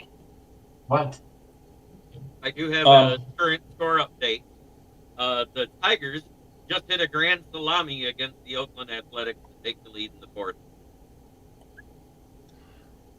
Dallas just has this thing. We got to do everything bigger than everyone else, and the problem isn't doing so. They like, honestly, Micah Parsons, I think we'd all trade for given the opportunity and would pay him. CeeDee Lamb, outside in the North, Green Bay might be the only team who would take a shot. I don't think the Bears would. I don't think the Vikings would. And I don't think the Lions would, because the Packers need a receiver, right? If you look at I don't think CeeDee Lamb's a top 10 receiver in the league. I realize that's going to get some kickback, but Green Bay, he'd be an improvement for what Green Bay has on the roster now. But would Green Bay want to pay what CeeDee's making? Oh, not in a million years. But they would take him because he's better than what's on the roster. But here's my question for you guys, okay? The top 4 salaries on that roster, and I'm going to be generous on this. Are any of those top 4 guys a top 10 player in the NFL? Name the 4 real quick. CeeDee Lamb is not, to me. No. Is Tank Lawrence a top 10 defensive end? No. No, we're not playing. No. You need to get outside. Is Dak Prescott a top 10 quarterback? No. The only one that is the guy that wears 11. Micah Parsons. And I'll argue with anybody that Micah Parsons is a top 3 or top 5 defensive player in the league. I'll argue that one. But they've got all that money dumped into those other 3 guys that the 4 of them combined, or the 3 of them combined, take up 29% of the salary cap. I mean, Rich, put it this way. Jason's team did something that they never do. They offered 2 firsts and a 5th for him. And that's the last time Green Bay went to make a swing like that was Khalil Mack. And the Bears matched that offer, and the Raiders sent him to Chicago because they thought the picks would be better. So you go, the last time they offered anything even close was 2018. And before that, the last time the Packers offered to make that big of a swing in a trade, Jason, I can't even think of one in our lifetimes. Reggie White? It's tough. Reggie White was a free agent, not a trade. Yeah. So, I mean, the biggest swing they made was with the Favre trade, and they didn't really spend a lot on that. But for Green Bay to make that statement says a lot about how good Micah Parsons is, and I think any team would take him. But you're right. Any of their other big names, I think most teams would definitely say no to because of the contract, but even more so because they're not top 10 guys. Like, out of all the guys, like CeeDee Lamb, the only reason the Packers would talk to him, because he would be an upgrade over what they've got on the roster now, but they would not be willing to pay him that kind of money in any way, shape, or form. So they want filet mignon dollars and their sirloin steaks. Well, I said something that kind of digs deep into the root of the Cowboys' Go ahead, Joe. No, I was going to say I got to cut out. It's 11 o'clock here, and I got to be away. I got to cut out in a minute myself. I got a All right. meeting at 11 a.m. and work at How 2 or 9 How do we a.m. get you, Joe? Joe Dell Sports, Twitter, X, and then our Buffalo Sports Conversation Room, Tuesday nights, 8 o'clock Eastern. Before you go, NFC East, 1st through 4th. No, I'm doing a fucking shit. All right, real quick. We got Eagles, first place. I got the Cowboys second. I got the Giants and the Skins, or the Washington team, winning 7 games apiece, but the Giants winning the tiebreaker. Washington comes in last. Wow. All right, man. We appreciate you, Joe. All right, we'll talk to you soon. Let's real quick do everybody's picks for the division. Let's do them real quick, and then those of us that need to head out can head out. Ken, why don't you go ahead and give us your NFC East prediction first? Yeah, Eagles in first. And then I'm going to go with my surprise pick here is the Giants are going to take second off that defense. The Redskins fall back down to earth, but they basically lose second on a tie break. And in a dumpster with the rating system making my vacuum work again, the Dallas We Suck Cowboys. Josh? Eagles first, Commanders second, Giants third, and Cowboys last. Jamie?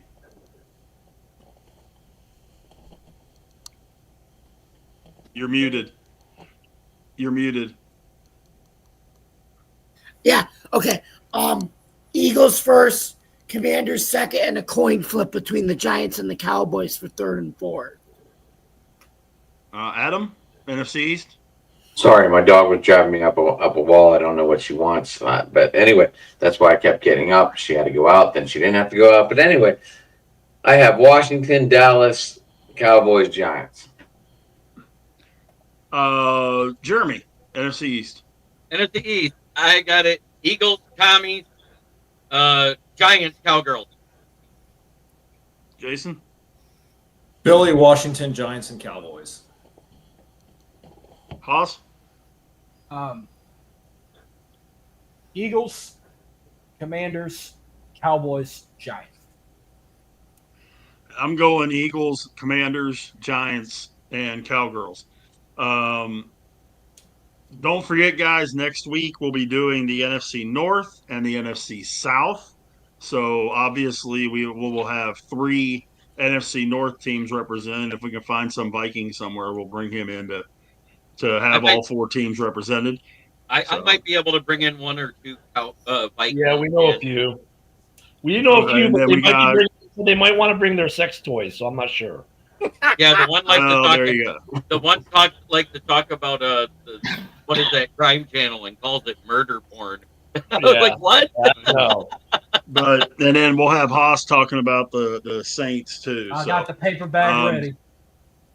But I do have to head out, guys. Adam, you gonna be able to wrap this thing up? Yeah. I think we could wrap it up now. We're at 2 hours, so yeah. Okay. Let's just start at the bottom then. How do people get you, Josh? I did this earlier, but I'll do it again. You can get me at X at JMF1 fan. It is F1 race weekend, so message me if you have anything to know about F1. Whoever goes next, go. Ken? Yeah, you can catch me at Ken.BearFan, just as my name says there on the screen on X. You can also catch me at Ken.BearFan on YouTube, on the Huddle Sports Network, at Chicago Bears News on Facebook, Huddle Sports Network on Facebook, and of course on Roku and Fire TV. Just put in Huddle Sports on the app search, and you can download the app and get me that way as well. I'll be tomorrow morning. We got the morning show, which we do Monday through Friday at 10 a.m. Central, 11 on the East. We've had Big Hoss has jumped in. I know he's coming back, and Big Rich can't wait to get you on there. And then tomorrow night, of course, you're ready for me, man. Oh yeah, and then we got tomorrow night. We got, besides the morning show, we got House Hall tomorrow night, 7 p.m. Central, and then at 8:30 we go to JB's place and we have our big round table there, which last week was a banner week for us. But you can catch it all at Ken the Bear Fan on X. I'm trying to put more podcasts on there and make it an all sports podcast channel versus the political crap and all that, which I used to do a lot of. But I enjoy being here with you guys and can't wait to talk about the North, which also, by the way, though, Rich, has me worried because I really don't know if I'm going to be able to give you a 1 through 4 next week because that's how good this division is. But we'll get to that next week. Jeremy? All right. And when he said we had a banner week last week, he wasn't kidding because I checked the views 2 days ago and we had 1,250 views and we had 662 live, wasn't it? Just on your channel? Just on my X alone, I think the final actually is up over 12K. Let me check. Yeah, it's at 1253 is what I saw for the views. Over 12K last week, yeah. Yeah. And we had 3,400 impressions. So that was, we were trending at the moment. It was crazy. But you can find me on my channel, which is Kneecap Biting with the Motor City Lions, and on Ken and everybody else's channel, the Huddle Sports Network. You can also find me here every Tuesday night on Driving to the Top Productions Open Mic Night. And you can find me Thursdays on the South Florida Tribune, who owns the Motor City Tribune, that I'll be writing my articles for again. Hey, and real quick, big shout out Big Hoss too, because he's forwarded the morning show, and I'm trying to get more of your guys' show forward on my channel as well. So I don't forget. It's like when I get a chance to get on my phone, as soon as I see it pop up, I retweet it. I do the same with Jeremy's show. I do the same with Rabs when I can. I just retweeted Jamie's show an hour ago, the Buffalo Sports one. I have this list here of all 32 teams' biggest fears, and do you know what the Cowboys is? The divisional round. Let's also retweet Rich's NASCAR show every Monday and the Steel City show every Wednesday. I retweet that one as well. That sounds about Appreciate right. that. Yeah, we appreciate that. Adam, where folks get to Sports Talk can get on Twitter. You can get me. What the hell? Oh, Jeremy Bounce. I was like, what movement? Anyway, Driving to the Top Productions on YouTube. You can get us there every Tuesday night. You can get me here every Wednesday night. You can get me at the Sports Pittsburgh Talk with me and Rich. And leave your messages. Thanks for all the comments out there, guys, on the board. We had some Twitter comments, we had some YouTube comments, and I thank everyone for tuning in. Jamie, how folks get you? Well, you guys can follow me, yours truly, at Bill's Chat 1, at Bill's Mafia Chat, and also at Jamie Malloy, the unbiased journalist, at DJ Dog Tags on X. You could also check me out at theforkball.com and stadiumrant.com, where I write about all sports.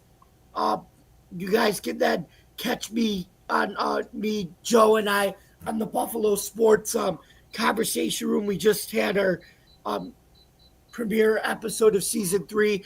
You can catch that on YouTube, X, Twitter, or YouTube, X, Facebook, wherever you get your podcast. You then can catch me here on Driving to the Top Productions Open Sports Night with the guys and everything here at 9:00 p.m. Also on those platforms. And then tomorrow you can catch me Wednesday night at 9:00 p.m. on Huddle Sports Network with Jeremy B. and Ken the Bears fan and Kitty Ken the bearded Packers fan. Meow on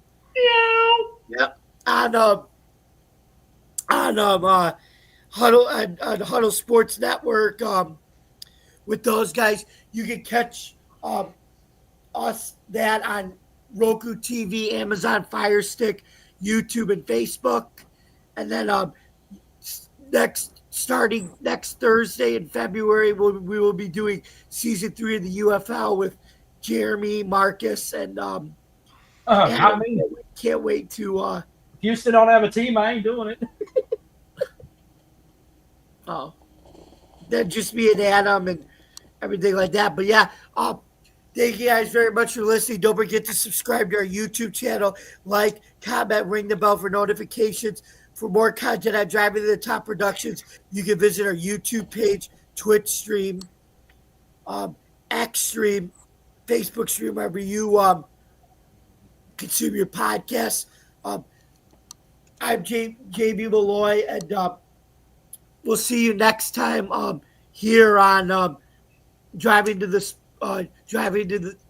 top productions on Open Sports Mike. See you next Wednesday, folks. Good night. Jason, how do folks get you, man? You guys can find me on Twitter at Dodger Jason, and feel free to follow me, comment on some of my ridiculous overreactive feeds to the Dodgers sucking ass over the last 2 months. I will say this. I'm going to close by saying rest in peace to the 2025 Colorado Rockies, who were officially eliminated from playoff contention yesterday. Earliest I can recall a baseball They've been eliminated since like May. They just True. Still, any rate, rest in peace to the Rockies. Hopefully better days are ahead. So it's always a pleasure being on here with you guys, Big Rich, even the Bears fan, Ken. It's all good. Respect all you guys. And again, thanks for having me on. Look forward to doing it again. By the way, 1-1 in the fifth, Cincinnati and the Dodgers. Good. I got a game to watch then. Adios. There you go. All right, Jay. Haas, how do folks get you, man? I'm on X at Big Hoss 337. My show on the go is on X and Instagram at _TXLA. Subscribe to my YouTube channel at Marcus on the Go. I'm also on Facebook and Instagram as well. Every Wednesday night at 9 p.m. on Driving to the Top Productions or on X, my Facebook. But randomly, 2 of my last ones I put as on Facebook a month ago got deleted. I don't know why it's getting deleted. But I think they only They stay on delete Facebook for a that. month. They delete after 30 days.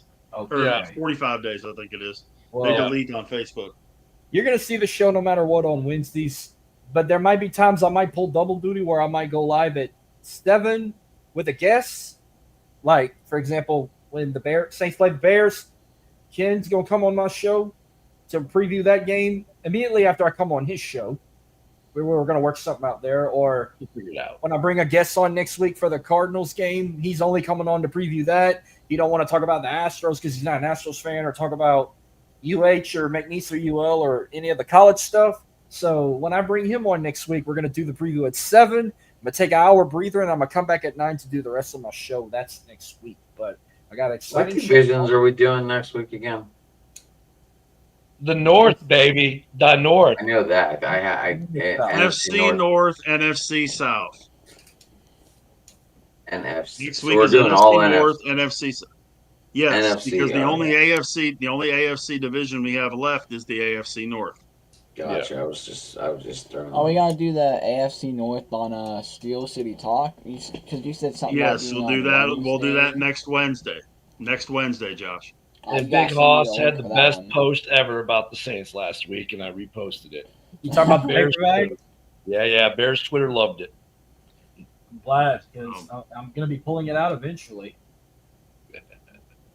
But you can get me on Twitter, Big Rich 8371, Facebook, just my name, Rich Richardson. Here on Tuesdays, Wednesday night, Adam and I, 9 Eastern, 8 Central, Steel City Sports Talk. We cover everything Pittsburgh sports.